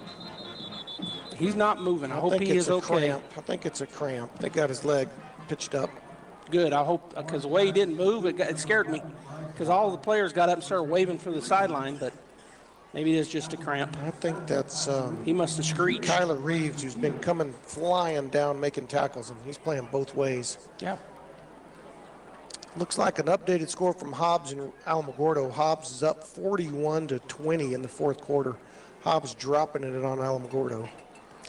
And again, let's talk about this Mayfield game as they're attending to Reeves. Hopefully you're right. It's just a I think they're stretching out his calf. Yeah, he must have let out a yelp because those guys got up and then started waving to the sideline, and he wasn't moving. It kind of scared me. But Mayfield over Deming 35-14 is a surpriser to me.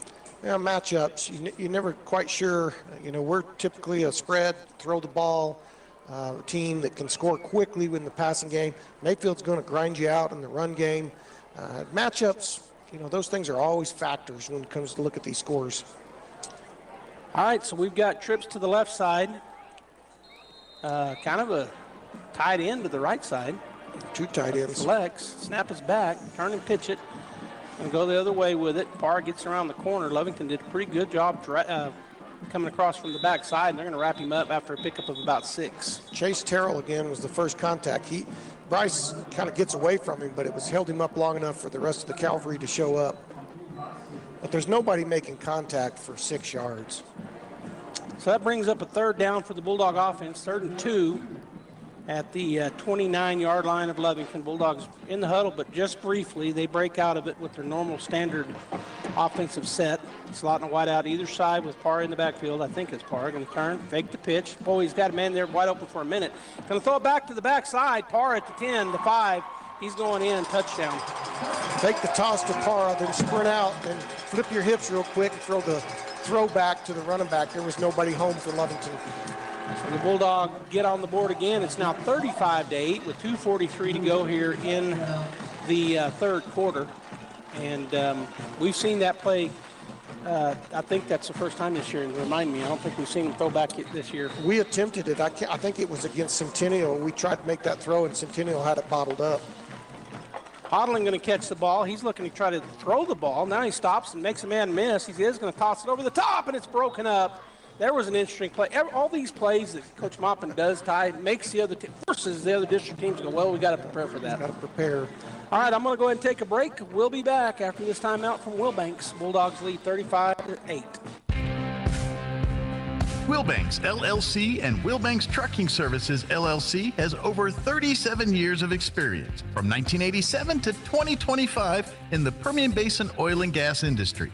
Wilbanks recently divested out of the rig moving operations to focus exclusively on providing crane services to support the growing demand in the basin. Wilbanks continues to provide quality, expert, and performance-based services to a multitude of customers. With a fleet ranging from 60-ton to 350-ton cranes and locations in Hobbs, Artesia, and Odessa, Texas, we hope that you will consider our team for projects ranging from plant builds, compressor sets, to general site build. Please call us at 575-746-6318 to find out what we can do for you.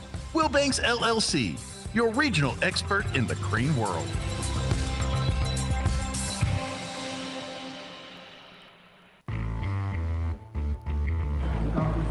All All right, the kickoff went down to the 10. Pretty good return there for Lovington, but I'm going to go ahead and let you do the scoring summary. The scoring summary comes presented by Raul Rodriguez at Artesia Ford Sales. You'll score a winning deal when you visit Raul tomorrow.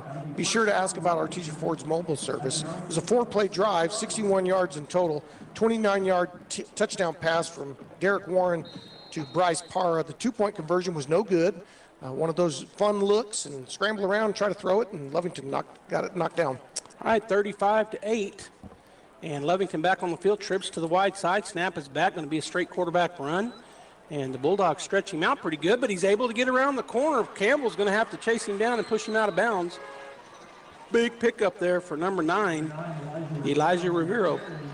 Just straight quarterback run to the left. Extreme blocking by the offensive lineman. He just kind of got outflanked us and eventually got to turn up the field. Yeah, it trips to this side, and it kind of did that extreme reach and the trips, and then he just picked a hole and was able to get there. So a big pickup for him. He's all the way to the 49-yard line of the Bulldogs with 2:32 to go here in the third quarter. Solid blocking out there on the edge. Got our corner turned. Got him worked to the inside. Tight trips to the wide side. Snap is back. Going to turn and pitch. It was number 26 in there this time, and Diaz has nowhere to go. He's going to lose 3. Really good penetration off the right side. Nowhere to go. Diaz on that quick pitch. Another man down for the Wildcats, and hopefully he's maybe just has a cramp. I think it was number 6. Well, no, for us, made that tackle. Was it 52 again on the backside? There was multiple Bulldogs there, but lots of guys. They had him squared up, and he tried to dance a little bit, and really had nowhere to go. I couldn't catch any numbers because everybody was square. All right, so it is a loss of about 3. Little more than 3, and they got the young man that was hurt. I wasn't watching. I guess he got off the field because White Hat rolled the clock, and it looks like it will be 25 in at quarterback. It looks like he's over there got his helmet off, and he's walking the sideline, man, trying to shake it off. Was that Rivero, number 9? That's Chase Terrell, who's been wreaking havoc from his safety position. All right, they got the receiver stacked. Bulldogs showing blitz. Number 26 in at quarterback. He's going to throw it deep in man-to-man coverage. And did he catch that? There's going to be a defensive pass interference, and he caught it anyway. So Bulldogs were behind on that play, and it was underthrown, and he just ran into the receiver who caught it anyway. Yep, just a kind of a skinny post on the outside. Throw it up, 50-50 ball. See if you can get a penalty or completion. They got both, penalty and a completion. So we 1st and 10 at the 23-yard line of the Bulldogs. They'll decline the pass interference. Yeah, they do. They'll take the play. I think that was Melendez over there in man-to-man coverage. All right, so Lovington moving the ball now with their multiple quarterbacks just having to rotate guys. I guess their starter is done for the night. Looks like it. And so is it 26, 25 in there again? 25 with number 40 at running back. No, 15. 26. 26. He's going to step into a pass, and that's going to be caught for a touchdown. Again, got beat back there right over the middle, and that's a touchdown for them. Wow. That's a great throw. Just ran a slot post. Had stacked receivers on the outside. Our safety overplayed the outside route, got cut across his face. Great throw and catch for a touchdown. Number 26, who is that again for Lovington? Number 26 is Kylan Spencer, a sophomore, probably their next quarterback, getting his reps right here against us. Looks like they're going to run up and go for 2 again, or is number 9 going to go ahead and kneel down? And he is. So they're going to do for a normal PAT. They false started. No call. The kick is up, and the kick. Actually, he did throw the penalty. I couldn't see him through my corner here, but that whole left side moved, and I thought, well, they're not. They called offsides on us. Oh, wow. Okay. Offsides on our right side of our front had a little, just kind of got a little antsy and jumped into the neutral zone. Maybe that's why they moved their offensive line. In any case, what will Lovington do here? The ball went through. They could decline it. Now they're down a quarterback. Their safety limped off the field. I'm trying to track him on the sideline. They've lost a lineman or 2 that went out of the game. I would think they'd let their kicker get the 1. They probably could have just taken it and declined it. But well, that's what I thought since it was maybe they blew it dead. Snap is that back, kick is up, and the kick was good. So 1:35 to go here in the third quarter, and the Bulldogs lead 35-15. We'll be back. Hey Artesia, gear up in style at Bulldog Outfitters, your one-stop shop for all things Bulldogs. Under new ownership, Bulldog Outfitters has got you covered. Show your Artesia pride with gear that stands out, from t-shirts to hats and everything in between. Our team can make your ideas come to life. Open Tuesday through Friday, 10 to 4:30 at 1409 West Main in Artesia. Custom orders? Call 575-736-4951. Bulldog Outfitters. Shop local, support local, and let's go Bulldogs.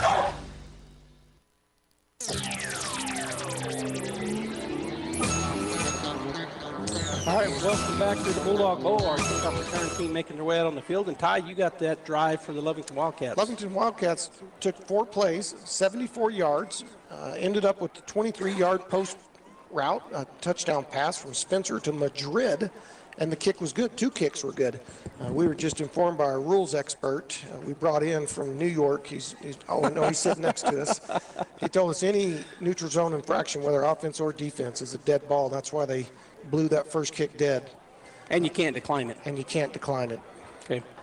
All right, so 35-15, the Bulldogs lead by 20. 1:35 to go here in the third quarter.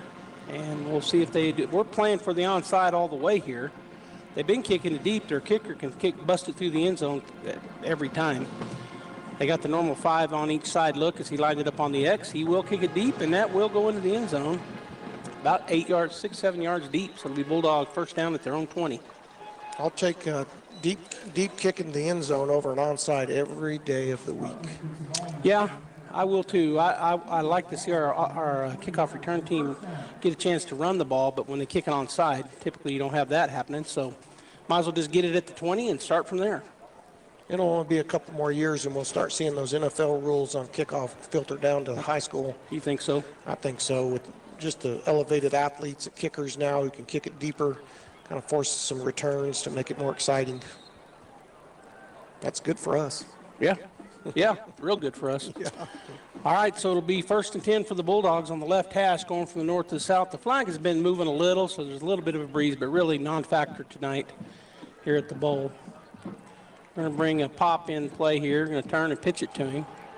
And looking to throw the ball. He is going to throw it down the field, and that's going to be in and out of the hands of Edwin. So was that Byers? Byers came in a little shuffle motion from the outside on the left of the offense.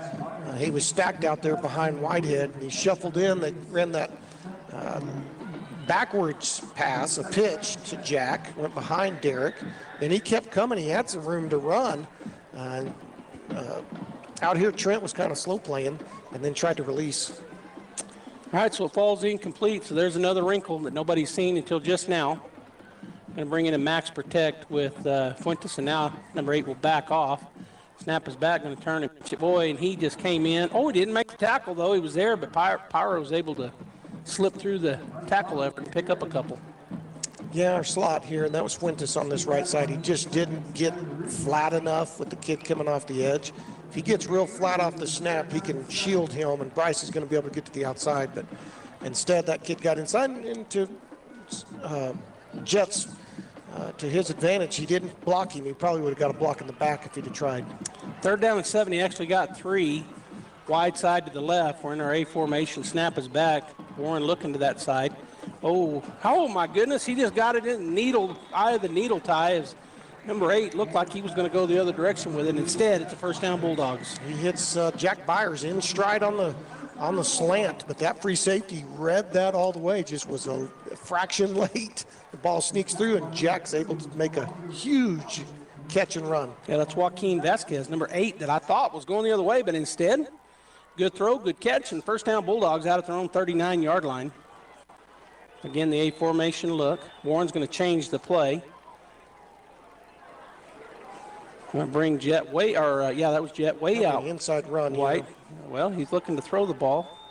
He's going to throw it to Jet, but he kind of put a rope on it and just overthrew it. They had him on the underneath. They had him over the top. That would have had to have been a perfect throw to be a catch, but instead it falls incomplete. You probably remember last year we played Roswell in Roswell during the district, and they just took away those slot posts over and over, and we threw some interceptions. Everybody's keying on that slot post this year. All right, so that brings up 2nd down and 10. Snap is back and run the speed option. Get it out here to Parra, looking to get around the corner. Or is that Pendo? No, it's Parra. He gets shoved out of bounds. Let's see where they spot it down at. Looks like on the 44. So good offensive play. Bring up a 3rd down and 6 for the Bulldogs. See a few changes on the defensive side for Lovington. They've been changing their down linemen throughout the game, but those safeties and linebackers have been going both ways. They've been playing a lot for the Wildcats. All right, the formation look. 3rd down and 6. Going to throw it, and it's going to be caught by Hodling. He's going to turn up the field. He's to the 40, 35, 30. He's going down the sideline, still on his feet. Finally gets bumped out of bounds about the 20. Looks like they're going to stay down at the 21-yard line. That's a good play. He was wide open, just turned up field. Just a shallow drag, easy throw and catch. Let Kale use his speed and turn the corner. Good block out there by Jack Byers on the outside. All right, so that brings up a 1st and 10 at the 21-yard line. Snap is back. We're putting the foot down right here is what we're trying to do. Going to throw a little same play cross other play way. The other way to Sawyer, and he's down to the 10-yard line, and it looks like another 1st down. Same play other way. Sawyer, they tried to bump him as he crossed through there. He got skinny through the linebackers. Big play. And they're saying 1st down at the 11, so he did get right to the spot. And now I'm not sure. Oh, the quarter ended. That's why Bulldogs were just going, and I wasn't paying attention either. All right, we're going to take a break. 35-15 Artesia, and they are on the drive as we go into the 4th quarter. At First American Bank, we champion for you and your small business. Our dedicated business banking team offers you individualized financial solutions, lending expertise, innovative products, and personal attention. Our goal is to help you be ready for your next opportunity. Let us be your partner in growth and success, because when you succeed, we do too. First American Bank, your local first community bank since 1903. Equal housing lender. Did you know Artesia Ford now offers mobile service? That's right, we come to you. From fluid and air filter changes, battery and wiper replacements, low tires to diagnostic scans and software updates, Artesia Ford's mobile service makes light maintenance easy and convenient. Call Stephen Chavarria, your mobile service manager today, 575-746-3578 to schedule your visit. Limited services and distances apply, so don't wait. Get service on the go with Artesia Ford.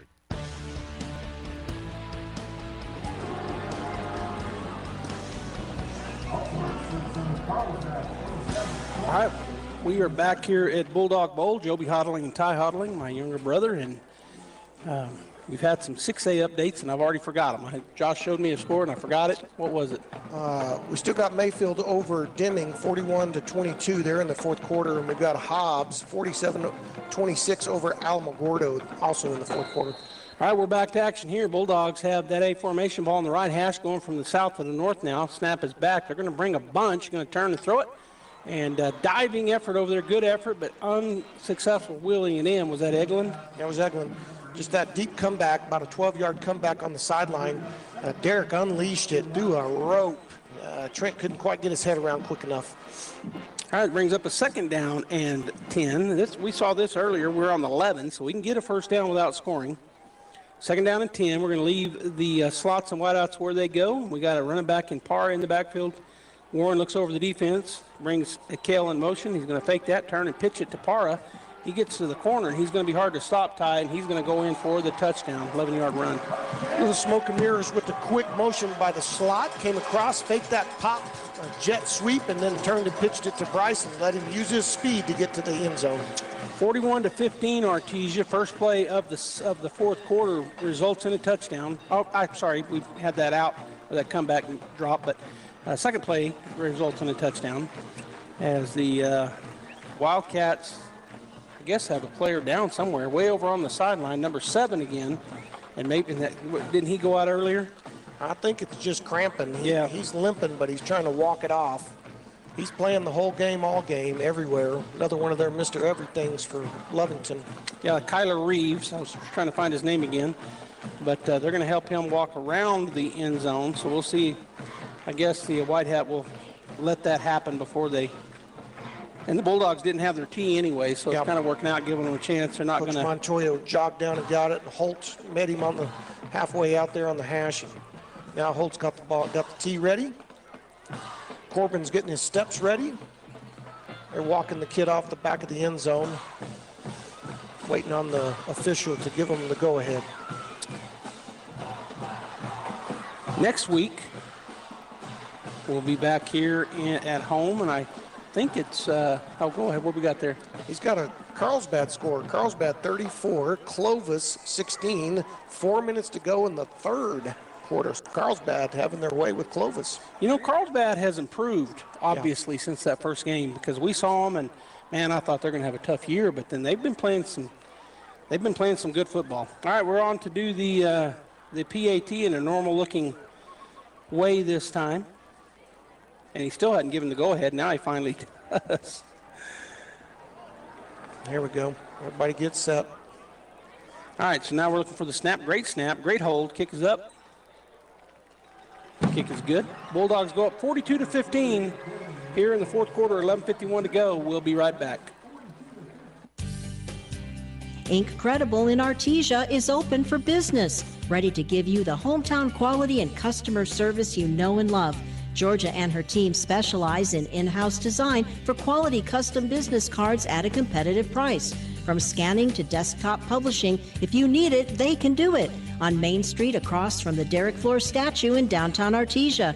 For all your printing needs, think Incredible.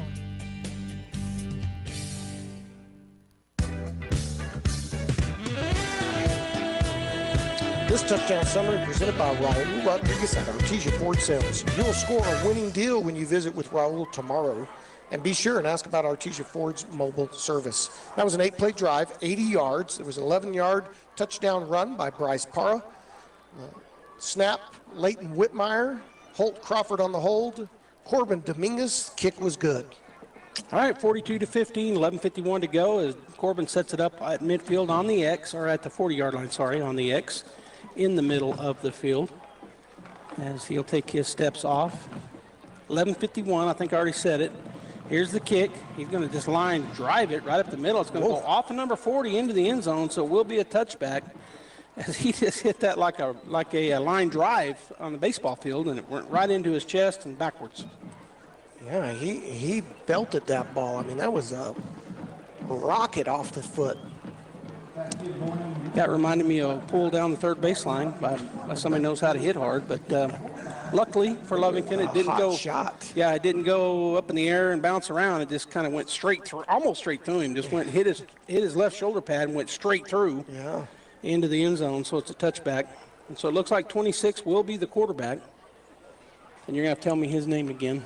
Number 26 for Lovington is Kylan Spencer. He's on here as a wide receiver cornerback, but he's also a sophomore. I bet he's their backup cornerback, probably playing JV. They're bringing him in, and he can throw the ball. He's got the starting running back, Zachary Diaz, to his left. They stack the receivers. Snap is back. He is looking to throw. Bulldogs just with a 3-man rush. Plenty of time. Now they flush him out of the pocket. Squares up his body, throws it. It's knocked down at the line of scrimmage. And then the Bulldogs high-five each other so hard they knock each other down. Great job. Robles, Soto. Yeah. Chris Aguilar was given chase. If they don't knock that down, Joby, I think it's an interception. Yeah, I do too. I was about to say we're going to intercept it, and then the ball was hit straight up and down at the line of scrimmage. So, all right, so Spencer back from the sideline. He went over and got the play. Play clock at 23 as he entered the huddle. He'll break the huddle, and they're going to have their slot and wide out stacked again. On the right side, short side, they stack them. On the left side, which is the wide side, more than normal. Snap is back. Spencer just looking to throw. We ring 4. He's going to throw it out over the top, and that's going to be broken up out there by Melendez. Melendez, great job. That was an underthrown deep route. Melendez was hanging right on his back shoulder. Great position.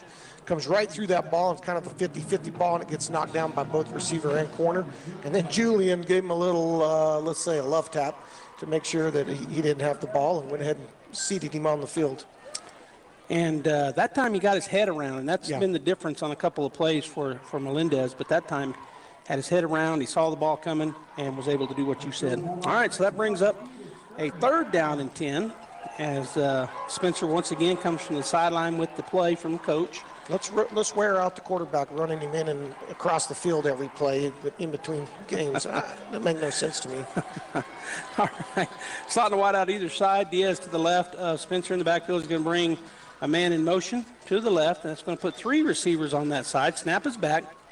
They had 1 second on the play clock, so just got it away. It's going to be thrown, and it's, almost picked off back there on the backside. And that Julian was Julian. Baez.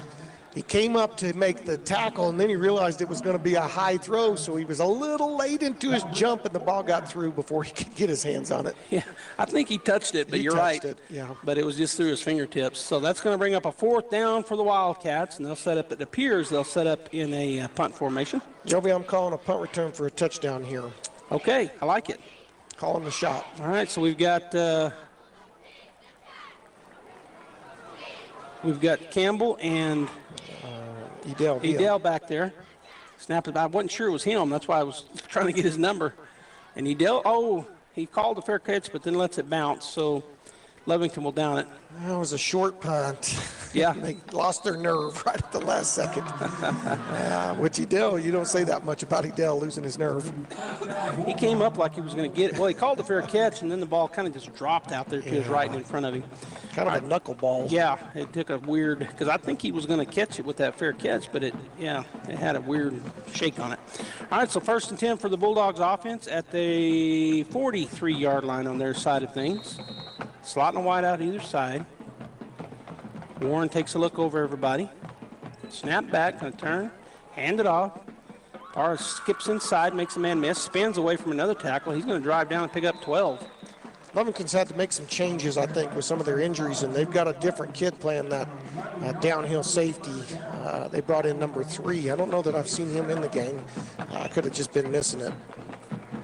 Well, number 7 is still in there. Yeah, but he's playing over the slot now. Yeah, he's a different spot than he has. Now he's back up at backer, but he's playing inside backer. Going to turn, hand it off to Parr. Going to try to bounce outside, which he does.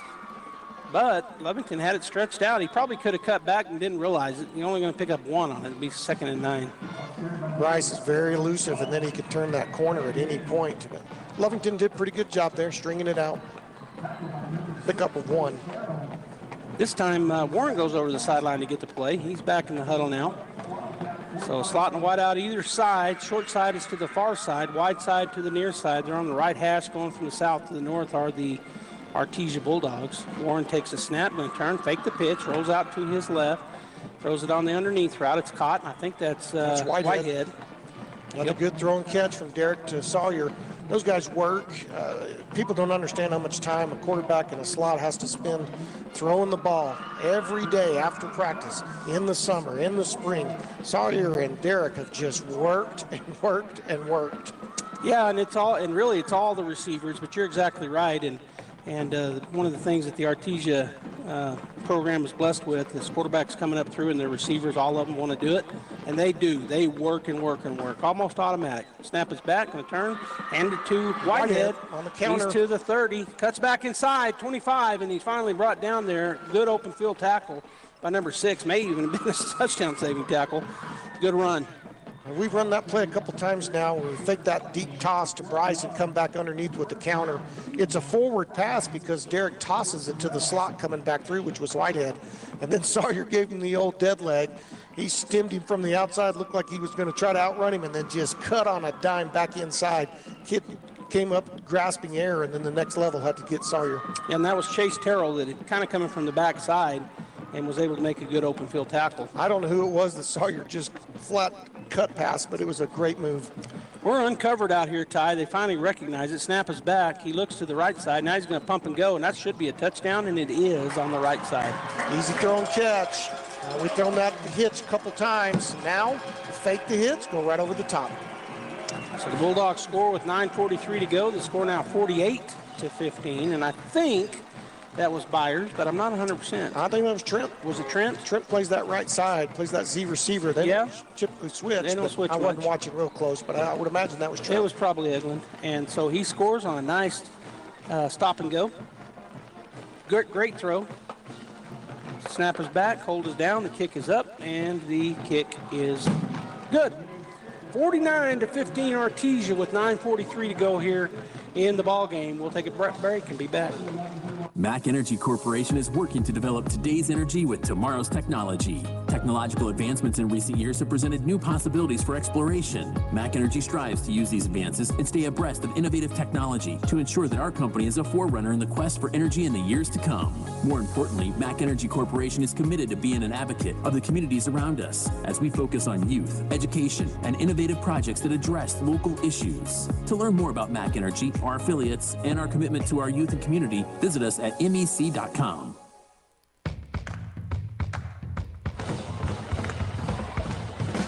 This touchdown summary presented by Raul Rodriguez at Artesia Ford Sales. You'll score a winning deal when you visit with Raul tomorrow. And be sure to ask about Artesia Ford's mobile service. That was a 5-play drive, 57 yards, 23-yard touchdown pass from Derek Warren to Trent Egland. Kick was good. All right, kicking team out there ready to go. And Gene just sent me a, trying to see who it is, Gail Willis. Go Bulldogs, watching from Wisconsin. The kick is a good one. Bumbled around back there. He picks it up, and he's going to get back out to about the 16-yard line, Ty, but it was such a line driver, it took us a while to get there. Yeah, that wasn't your standard get up, some height and some hang time. So he was able to field the muffed catch and still get some yardage. I wanted to say it again because I kind of said it quickly, but Gene just sent me a screenshot from Gail Willis. He said, "Go Bulldogs," and he's watching from Mossany, Wisconsin. Hope I'm saying that right. Thanks, Gail, for tuning in. I'm sure a former Bulldog. So it'll be 1st and 10 at their own 17 for the Lovington Wildcats, and they've gone through some injuries tonight, Ty. They've gone through a lot of kids, just giving it their all, but playing every down, and it's really showing now. They're down to their I guess their decision is made to go with this kid that's running quarterback now. And like you said, he's a sophomore. Now they're going to call a timeout, so I think we'll take one as well. By the way, I couldn't remember, but it is Santa Teresa next week right here in the Bowl as the Bulldogs looking to go 5-1, or are they 5-1 now? Anyway, get another win tonight, but we'll be right back. As the seasons change, it can be a great time to refresh your oral health too. Here's a few fall tooth care tips from Smile Expressions in Artesia. Fall is a great time to switch out your toothbrush. Toothbrushes should be replaced every 3 to 4 months. With fall coming comes fall baking, which means lots of sugar-laden treats. In addition to the goodies, try reaching for fruits and vegetables that are rich in fiber. And as the end of your insurance year approaches, now can be the perfect time to take advantage of any unused dental benefits. Please call and schedule your appointment today at Smile Expressions in Artesia.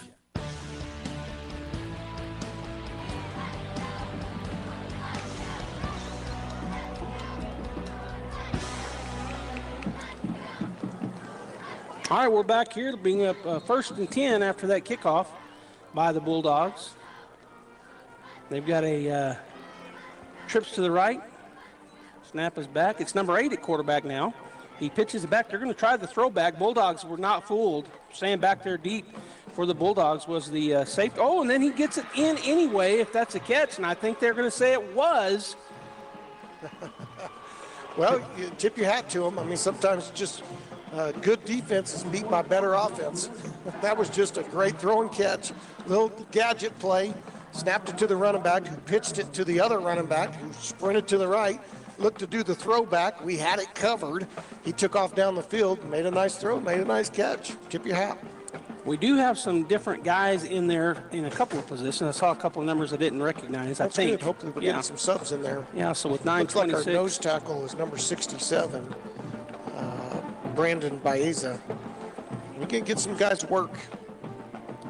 All right, so it's 1st and 10 at their own 45. Trips to the right side. Going to drop and throw, and it is the quarterback that's been back in there. He's going to step back and throw a deep. Boy, that's intercept. Well, we had left the guy wide open, and he comes back to the ball in number 20 and makes a play as the Bulldogs just kind of turned around. Jude Madrid on that reception.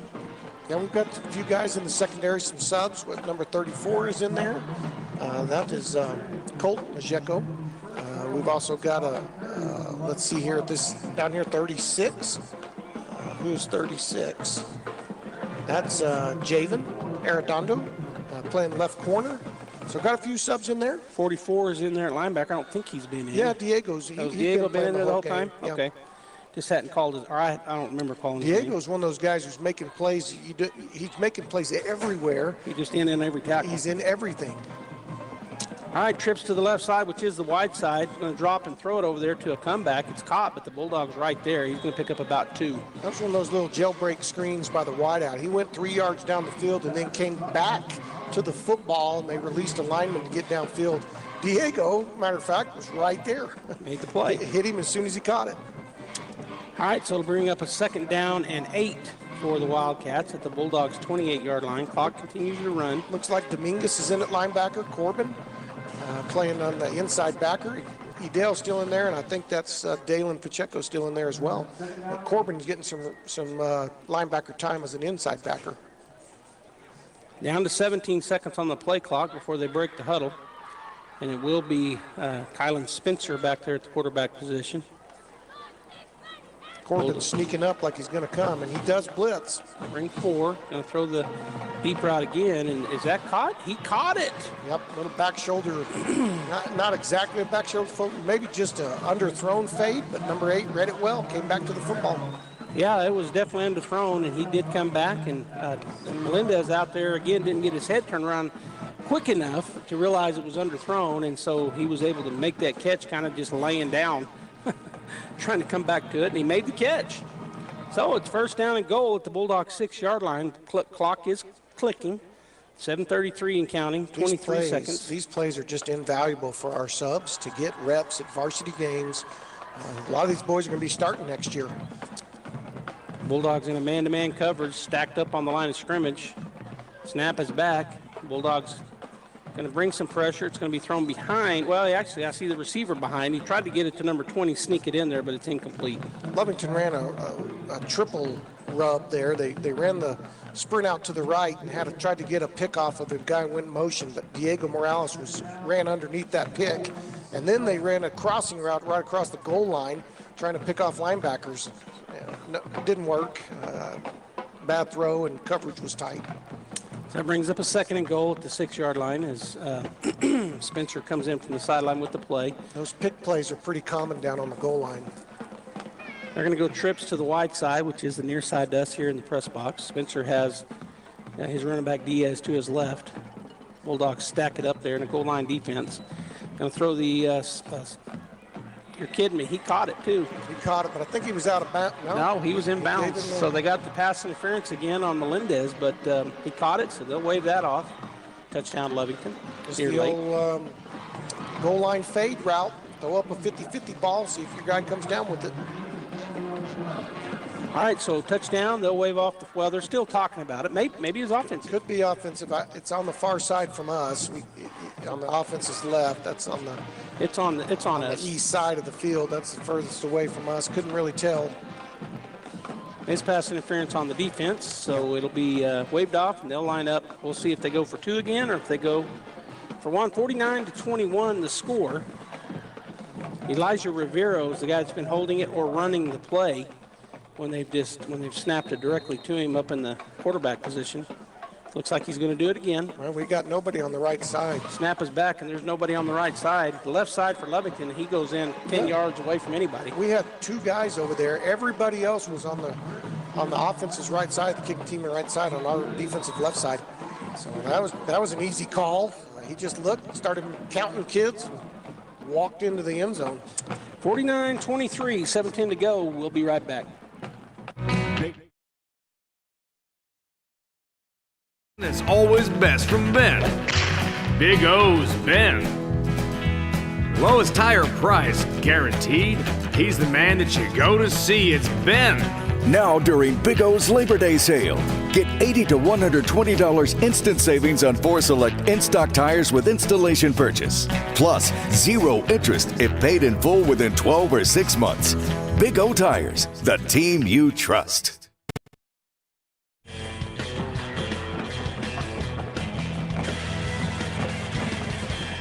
All right, welcome back here to Bulldog Bowl. 49-23, Lovington able to go down and get that score with 7:10 to go, and they get the 2-point conversion.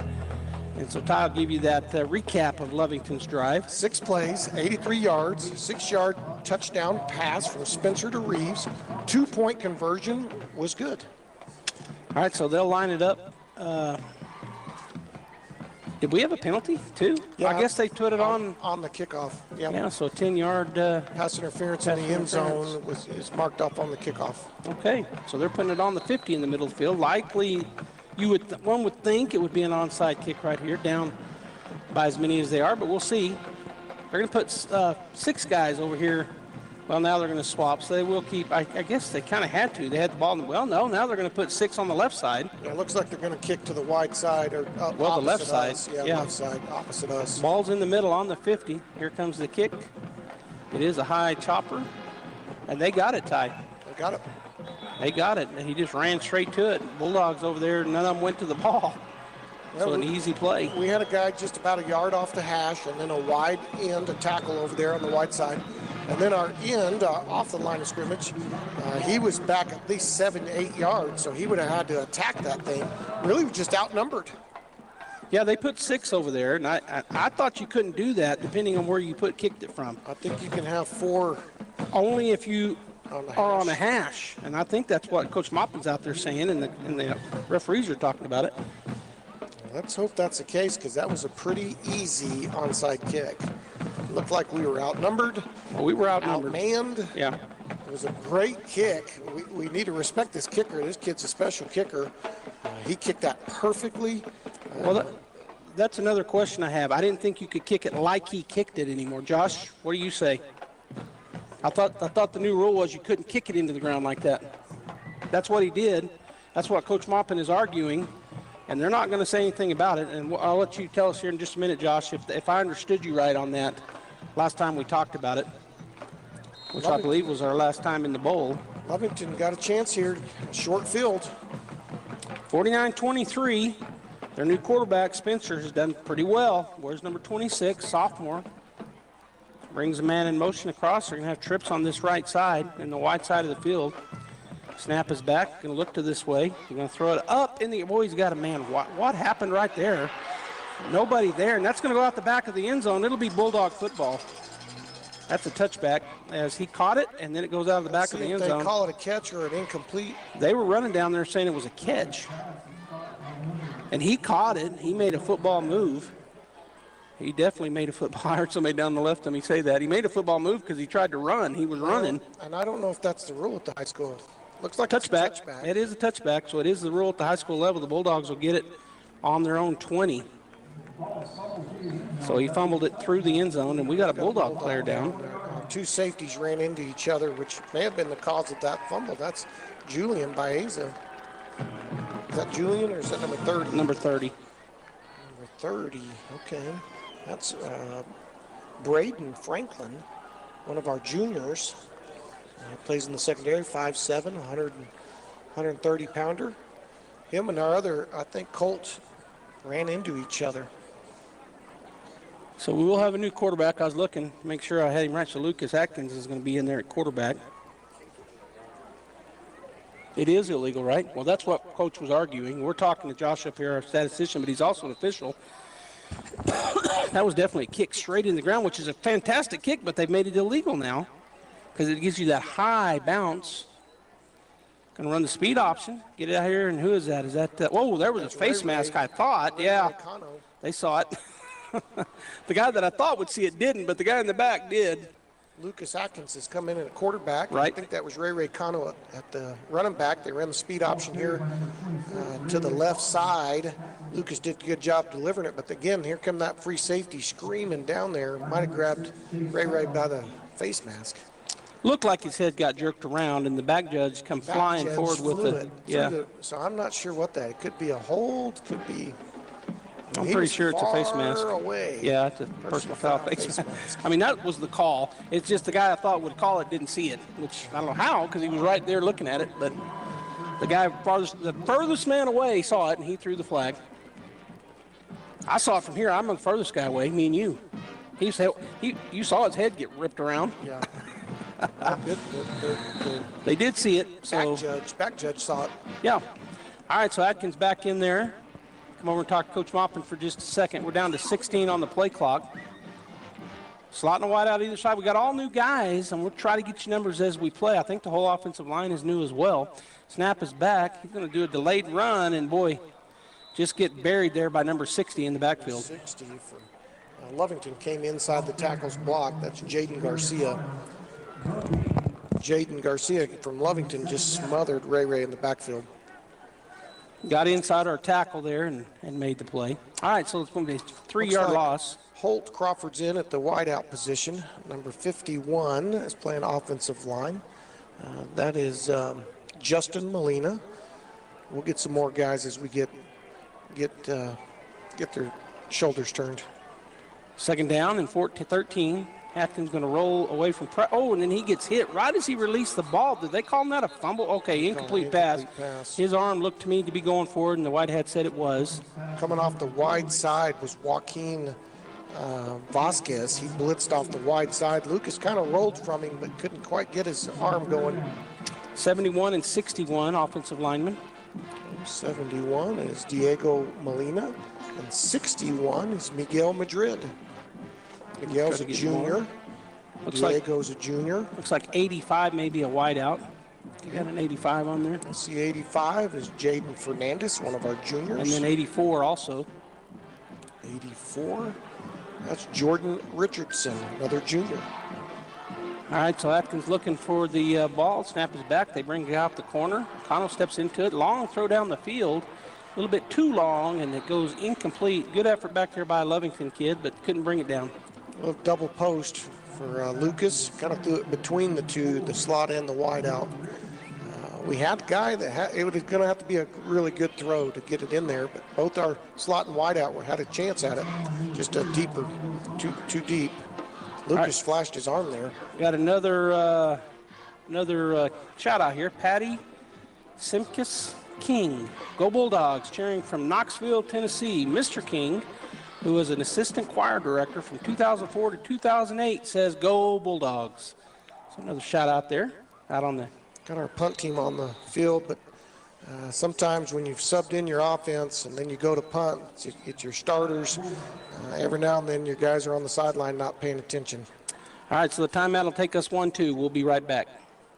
Are you ready to make a difference in the lives of students and athletes right here in the City of Champions? Artesia Public Schools is now hiring school bus drivers for routes and activities. A CDL, background check, and drug test are required, but don't worry, we'll help you get your CDL. Join the team and drive our Bulldogs to success on the road and in life. Visit bulldogs.schoolspring.com to learn more. That's bulldogs.schoolspring.com. Drive the pride of Artesia.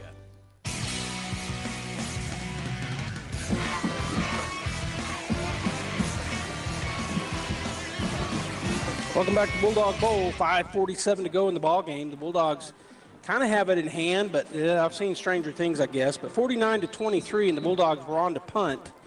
Ty coming out with basically a whole new offense, and so as you said, sometimes that because of that, it causes things on your kicking teams. Every now and then your starters get a little comfortable on the sideline. They're not, they've had a great game and they're celebrating a little bit early, and then you get a punt team and you're yelling for punt and people don't sub in. That's another thing that get the coaches pretty fired up. Actually, the Bulldogs still trying to get set. Plenty of time on the play clock, so that's okay. Snap is back. Punt is away, and it's low line drive, but takes good a Bulldog bounce, and so they're going to get out of the way of and let it roll. Was that Dominguez kicking? Yeah, that's Dominguez, kind of a low liner that took a great roll, so that ended up flipping the field. So it'll be 1st and 10 for the Wildcats, back at their own 21-yard line, just inside the 21. I think I see number 64 going in the game. That's the 6'8" basketball player, Clay Kincaid. He'll be playing defensive end over there. Yeah, well, I think there's also number 70. May already called him. He's playing nose tackle. Looks like number 99. 40, Isaac Guerrero is in the game. Who'd you say, number 70? I think number 70 is playing nose tackle. Okay, that's Jonah DePorto. And then number 99 maybe, or 98 on the left side tackle. Chris Aguilar is 99. He could be getting some rotation as a 5 technique. Yep. All right, quarterback is going to be Spencer. He's looking to throw the ball deep. He throws it down the field. It's underthrown, but he comes back to it. Number 9. He's going to be tackled after a big pickup all the way to the Bulldogs' 48-yard line. Just throw it up. See what your guys can come down to it. I've kind of seen that over the years from Lovington. Scramble around and throw it up. See what happens. A big play. So 1st and 10 at the Bulldogs 48. 5:22 and counting. Looks like Marco Soto's back in. Now, did we call number 36? He's a corner on this side. 36. And maybe 32 on the other side. Javen Arredondo. And who's 32? Javen's one of our seniors. 42? 32 on the other side's corner. That's Johnny Chavez. Trips that way on the other side, which is the short side of the field. Bulldogs trying to get some pressure. It's going to be a little bit high thrown, incomplete. The pass was intended. Driving up hard from the safety position was Braden Franklin. Similar to what we saw early in the game, those high balls. They seem like you can maybe intercept them, but then you're not sure. You better tackle him, and you're kind of in between the two of tackling and intercepting. That was a high pass, went through the receiver's hands. Yeah, the intended receiver is number 8, Joaquin Vasquez, but incomplete. So number 26 over on the sideline, Spencer, the quarterback, he's going back to the sideline, but plenty of time on the play clock, only down to 31 as he hustles back out into the huddle. Yeah, let's let him run a bunch from the sideline to the huddle over and over again. All right, so we got trips to the left side, one receiver to the right side. Spencer takes a weird snap, but he's able to wheel it in. Oh, I thought it was going to be picked. That was Corbin. He was sitting on that quick slant that came in behind, went through his hands. All right, so a good defensive play. Number 50 just came in tying the nose tackle. 50 is Keegan Knox. He'll be playing down there in the nose position. It's 3rd down and 10. 4 minutes and 50 seconds to go here in the ball game.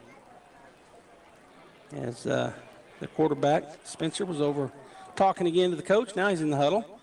Ball right next to the far hash, their left hash. I just want to repeat, it's so important to get these guys varsity reps when you've got a chance like this. And they're getting them. And they're getting them. Trips to that short side, far side. Spencer's going to drop straight back. Bulldogs bring a blitz. He's going to throw it over the middle, and it's going to be incomplete. Pretty good coverage all the way around. Great coverage right there. Had a guy underneath. If it had been thrown short, that would have been a pick. Our corner was all over it on the backside. 2 guys go up, ball goes through. I think it's, and we might have already said his name, but the corner that was in great position, I think, is number 36. Yeah, Braden Franklin. Yeah. He was all over that. Great coverage. All right, so 4th down and 10. Clock stopped with the incompletion. 4-4-4. That's what's on the clock, time clock. Did you say 30 or 36? I think it's 36. Okay, that's Javen Arredondo. Okay. I've watched Javen grow up. He's just turned into a fantastic young man, getting his chance to get out there and get some great plays. Yeah, and he made one right there. He had position and was able to knock that ball down. All right, trips to the short side again, which is the left side. Spencer in the shotgun takes a snap. Bulldogs are going to rush 4. Throws it over the middle behind his intended receiver. We were covering him pretty good, I think. Was that 37 in coverage? I was 34. watching the D-line. That was Kincaid putting pressure on. Can you imagine a 6'8" kid coming in your face when you're a sophomore? Yeah. He might have just short-armed that ball. It was a bounce pass, wasn't it? Yeah, it was behind. It was behind, way behind. It's probably why. Number 34 was our guy in coverage. He was 34 on our side. 34 is Colt Majeko. Yeah, good coverage there, and he was right in the position to knock that ball down, but it was so far behind because of Kincaid. And that turns it over. So the Bulldog offense back out there, and we'll try to get you some offensive numbers now. Number 81 is in there, and we may have already called his name, but Atkins in the shotgun. Maybe Kano back there. We'll see if that's him again. Turn and pitch it to him. He's going to try to get around the outside. Boy, got a hand on the helmet. He makes the first guy miss, and then, they called a face mask. 5-yard face mask. 81 is Destin Pacheco, Dalen's little brother, and Destin's a solid slot. I think we'll see a ball thrown his way at some point before this game's over. So number 39, is that Ray Cano?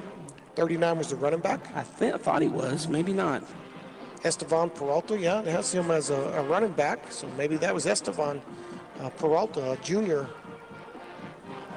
I think we take the play instead of the 5-yard penalty. Face mask. Declined because he picked up about 7. He made 2 or 3 guys miss. He cut hard and made the first one miss, which is the guy that got his helmet. And then he took on the next guy and slipped through him. All right, so it's going to be 2nd down and 5. I guess he got 5, so we kept the play. Looks like Leighton Whitmire out at the Z receiver out the wide side and the far right.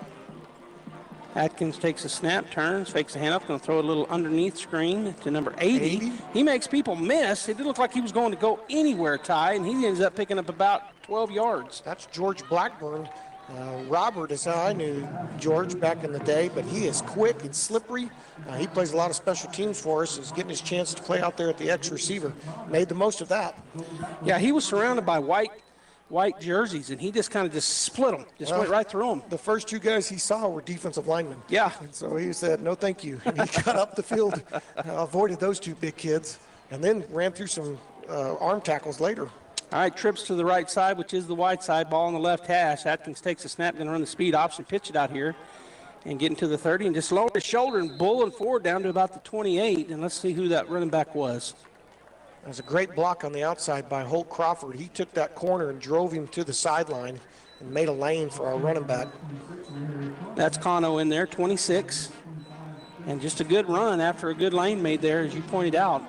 Cano at the end of that, he is not a big guy, and he just lowered his shoulder and got 2 more yards. You're getting right. Ray making the most of his time, and Ray is fast. He and Bryce are neck and neck at fastest kids on the team. Well, that means they're neck and neck fastest guys in the state.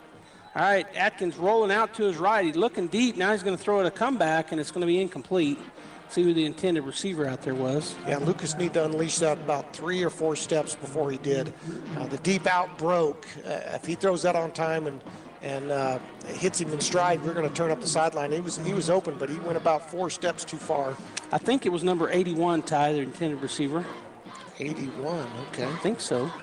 Yeah, that's Destin Pacheco. Yeah, so Pacheco was the intended receiver. Lucas and Destin been working together for a long, long time. They got great chemistry. I assumed they would try to get a ball to Destin.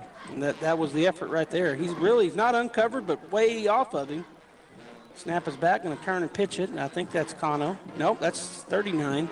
I tell you what, our left tackle there, number 51, did an incredible job of sealing the edge. That was a great block on the outside and that quick toss. 51 is Justin Molina. I think it was 39 running that ball. Is that Cano or is that somebody else? Cono's a 20. Yeah. 26. So that was 39. 39, that's Esteban Peralta. Okay. So first down. I was going to say they got 4th down over there, but he got the first down pickup. Just hadn't changed it on the yard marker over there. Well, Molina sealed the edge. Peralta wasn't touched for at least 4 yards, and then he drove ahead for additional gain. So first down at the 23-yard line. See a 43 over there playing slot. Snap back. Going to pump it, and he's going to throw a little screen to number. Screen. That's Pacheco. Pacheco, he's inside the 10, inside the 5. He's going to score. Good blocking downfield by the offensive line and the receivers on this side, or one receiver, and that's a touchdown Bulldog. That's our JV right there, looking pretty good. Yeah, those are mostly juniors. Mixing in, I think, maybe a sophomore here or there, but mostly juniors, offensive line and receivers. Destin, a fantastic slot receiver, just picked his way down the sideline, took it in for a touchdown. So the score now 55-23 with 2:21 to go here in the ball game. That's the PAT is unit out there. And it's our normal PAT unit. Snap is back, hold is down, kick is up.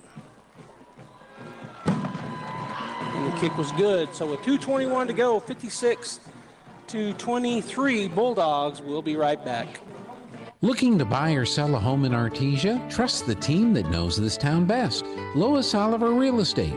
With years of local experience and a dedicated group of expert agents, we're here to guide you every step of the way. Whether you're finding the perfect place for your family or getting the best value when it's time to sell, Lois Oliver Real Estate is your hometown advantage. Visit LoisOliverRealEstate.com and let's get started today, because no one knows Artesia like we do, and we love it here. This touchdown summary presented by Raul Rodriguez at Artesia Ford Sales. You'll score a winning deal when you visit with Raul. Go tomorrow. And be sure and ask about Artesia Ford's mobile service. That was a 6-play, 52-yard drive, 23-yard touchdown pass from Lucas Atkins to Destin Pacheco. Kick was good. All right, so 56-23 the score here with 2:21 to go in the ball game. as our kicking unit is out, and I think we have a new kicker. It looks like number 40 maybe. Oh, it's him, 48. It's Dominguez. He kicks it deep. It's going to be fielded at the half-yard line. So he'll bring it out. He's to the 15. Good block over there by Lovington Wildcat, and he's going to get all the way to about the 26-yard line before he's finally wrangled down. So multiple Bulldogs in on that. But a good run back there by the young man that caught it. I think it might have been number 2, Diaz, the running back. But in any case, good run back. Gets out to the 27, actually. So first down and 10 at the 27-yard line as the ball is on the left hash for the offense. Let's get some numbers there. Those kids kind of turn so we can see their jerseys. Looks like that's a 76 playing the 5 technique on the left of the defense. That's Evan Heald. I know he's fresh in the game. Snap is back. Good job there to bring it down. He's going to juke his way around. And then just a host of Bulldogs. He's going to get maybe got 1 yard on it. I just mentioned Evan. He missed the first. The kid made a good inside move on Evan, but then he came back in and get on the tackle. No hustling back to there. No slowing down for Evan. Well, if anybody's trying to text me, it's not that I'm not trying to answer you. My phone died. I know Gene's been sending me some stuff, so I'll let him know that my phone is dead. Well, you need to bring a charger. You're right, but normally You're not in the right generation to have chargers and batteries. I've got a charger in there, but I don't think I have a. I'm saying you're old. I know I am. All right, I'll disagree with that. Snap is back. It's number 44 at quarterback now. He's going to get around the left side and pick up the first down. It looks like he got close to it anyway. Pickup of about 9. Miguel Perez, freshman for Lovington. Boy, he ran pretty hard there. Kind of leaned forward and took off. All right, so it'll be 1st and 10 at their own 37-yard line with 1:15 and counting. Bulldogs have got this game wrapped up. It'll be Santa Teresa coming to town next Friday night. Has Santa Teresa been here before? Yes. Okay. Yeah. And they're having a tough year. Yeah. But they're going to come here. They're going to get off the bus. All right, here's the throwing effort here by number 44 as he steps around. He's going to throw it, and it's going to be caught. No. Yeah, he ended up holding on to it. Good hit out there. Who put that hit on? Number 34? That was Colts. Mojeko, good hit. Just a fraction of a second late. But we only rushed 3 guys. 5 on 3. We had a rough time trying to. I was watching this end over here, Evan Heald, and he was getting double teamed, doing the best he could to try to split them. Kincaid's on the Lovington's left side, on the defense's right side, he's getting double teamed. So it gave him a long time, and that's hard for your DBs to stick with those receivers for a really long time. Snap is high. He's just going to keep the ball. There was a hold. He didn't throw it. Coming up in there, grabbing his foot and standing him up. Everybody got a chance to run through the tackle there. Who was holding on to him? Mojeko? I think 36. That was 36, yeah. Did a great job wrapping up his legs and just holding him there, and everybody else got to tee off. So is that who? That's Arredondo. Oh, that's Arredondo. Okay. Javen. All right, so a big tackle for loss all the way back to the 44-yard line of the That's the game, Joey. Oh, the game is over. There Number you go. 22 got in the game. Just want to mention Memo Galindo, Frankie's little brother. He's been hurt some of the season, but the game's over, and Memo got a chance to get in there and get some action. 56-23, the final score. We're going to go ahead and get the Guy Chevy postgame show going. We'll come back, Ty and I, with Josh with the stats. Ty and I will wrap it up. Stay right here, KSVP Radio, KSVPTV.com. We'll be right back.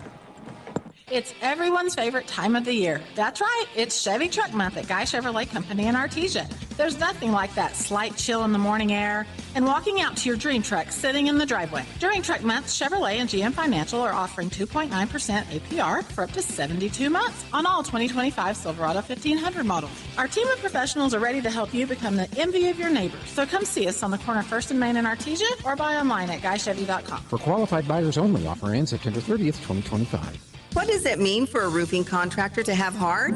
How about braving a 24-hour road trip with a bad back and a 20-foot-long trailer through Interstate 40? You heard that right. A local business needed a new roof, but this business did not want just any roof. They desired a schoolhouse roof with red shingles. Well, we wanted to give our customers exactly what they were asking for. The only problem was that the red color of shingle they were looking for had been discontinued in our local region. But we didn't give up then. We were told by our supplier that the schoolhouse red color of shingle that we were looking for was still available in Arkansas. So we did what was expected of us and drove 24 hours, and we delivered on our promise. If you need a roofer who delivers on their promises, call Trustmark Roofing today at 575-755-7663. Trustmark Roofing, we put people first. When you or your loved one is miles away from the nearest hospital, TransAero Medevac has you covered. Out in the oil field, accidents can't wait. The TransAero Helicopter Medical Evacuation Response Team gets critical care to you fast, no matter how remote the site. When every second counts, trust the fastest lifeline in the sky, TransAero Medevac. Proudly serving Southeast New Mexico and West Texas. Loan for free thanks to the partnership from the City of Artesia and TransAero Medevac. Life support by Bob Reed Pest Control. Reliable, professional, and experienced. The technicians at Bob Reed Pest Control have been providing pest management services for over 50 years and will continue to set high standards for their customers. Protect your family's most important investment, your home, and protect your children and pets from the dangers of poisonous bugs and insects. Everyone at Bob Reed Pest Control are trained and knowledgeable in the latest pest management practices, offering effective treatment plans for each situation. Bob Reed Pest Control. Find them online, BobReedPestControl.com, or call 575-623-5344. Serving all of Southeast New Mexico. H&R Block of Artesia is proud to be a member of the community and a sponsor of Artesia Bulldog Sports. At H&R Block, tax time is all the time. They offer year-round assistance for personal or business needs. From simple tax questions to bookkeeping, payroll services, and more. You can trust the team at H&R Block to be there when you need them most. Stop by 502 West Texas Suite A in Artesia or call 746-3456 to schedule an appointment. H&R Block, proud to support Bulldog Sports. Se habla español.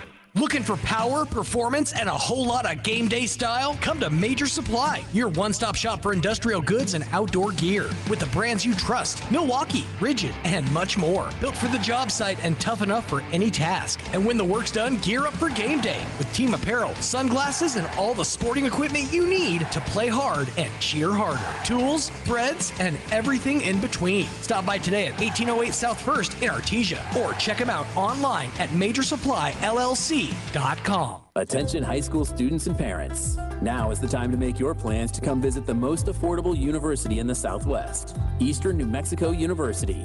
ENMU is hosting our annual high school open house preview day on Saturday, October 18th. Come learn about scholarships, discover majors, talk with current students and faculty, and win some great prizes. Sign up today at enmu.edu/open house. Eastern New Mexico University. Student success. That's what we're about. There really is no one quite like you, and no one quite like the ones you love. At Turpening & Son Mortuary, they take pride in providing families with the best service possible. The phrase, "we make it personal," is not just a tagline. It's the way they conduct themselves every day as they honor the ones you love in their own unique and special way. Located at 611 West Grand in Artesia. Visit artesiafunerals.com to learn more. Turpening & Son Mortuary, proudly serving our community and your family since 1954. Hi, my name is Chance with Trustmark Roofing and Windows, and here's what you should expect during your window inspection. Upon my arrival, you'll receive a 15-minute courtesy call letting you know I'm on the way.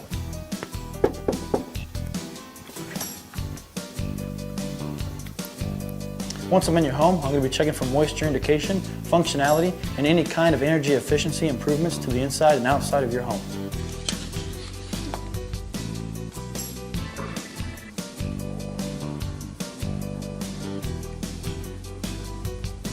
After my inspection, I'll give you my professional opinion, and then you can decide whether you want a no-obligation quote. Myself or the office will contact you to set up a date when I can show you my products and options to best suit your needs. So when choosing windows, choose Trustmark Roofing and Windows. Our goal is to give you a 5-star service and get you what you deserve, and that's the best. 12 on third downs, and 3 for 4 on fourth down conversions. The leaders tonight for the Wildcats rushing was Rivero, 4 rushes for 39 yards. Gutierrez had 5 for 8. Perez had 3 for 3. Ortiz 1 for 3. And Mendeville 1 for 2.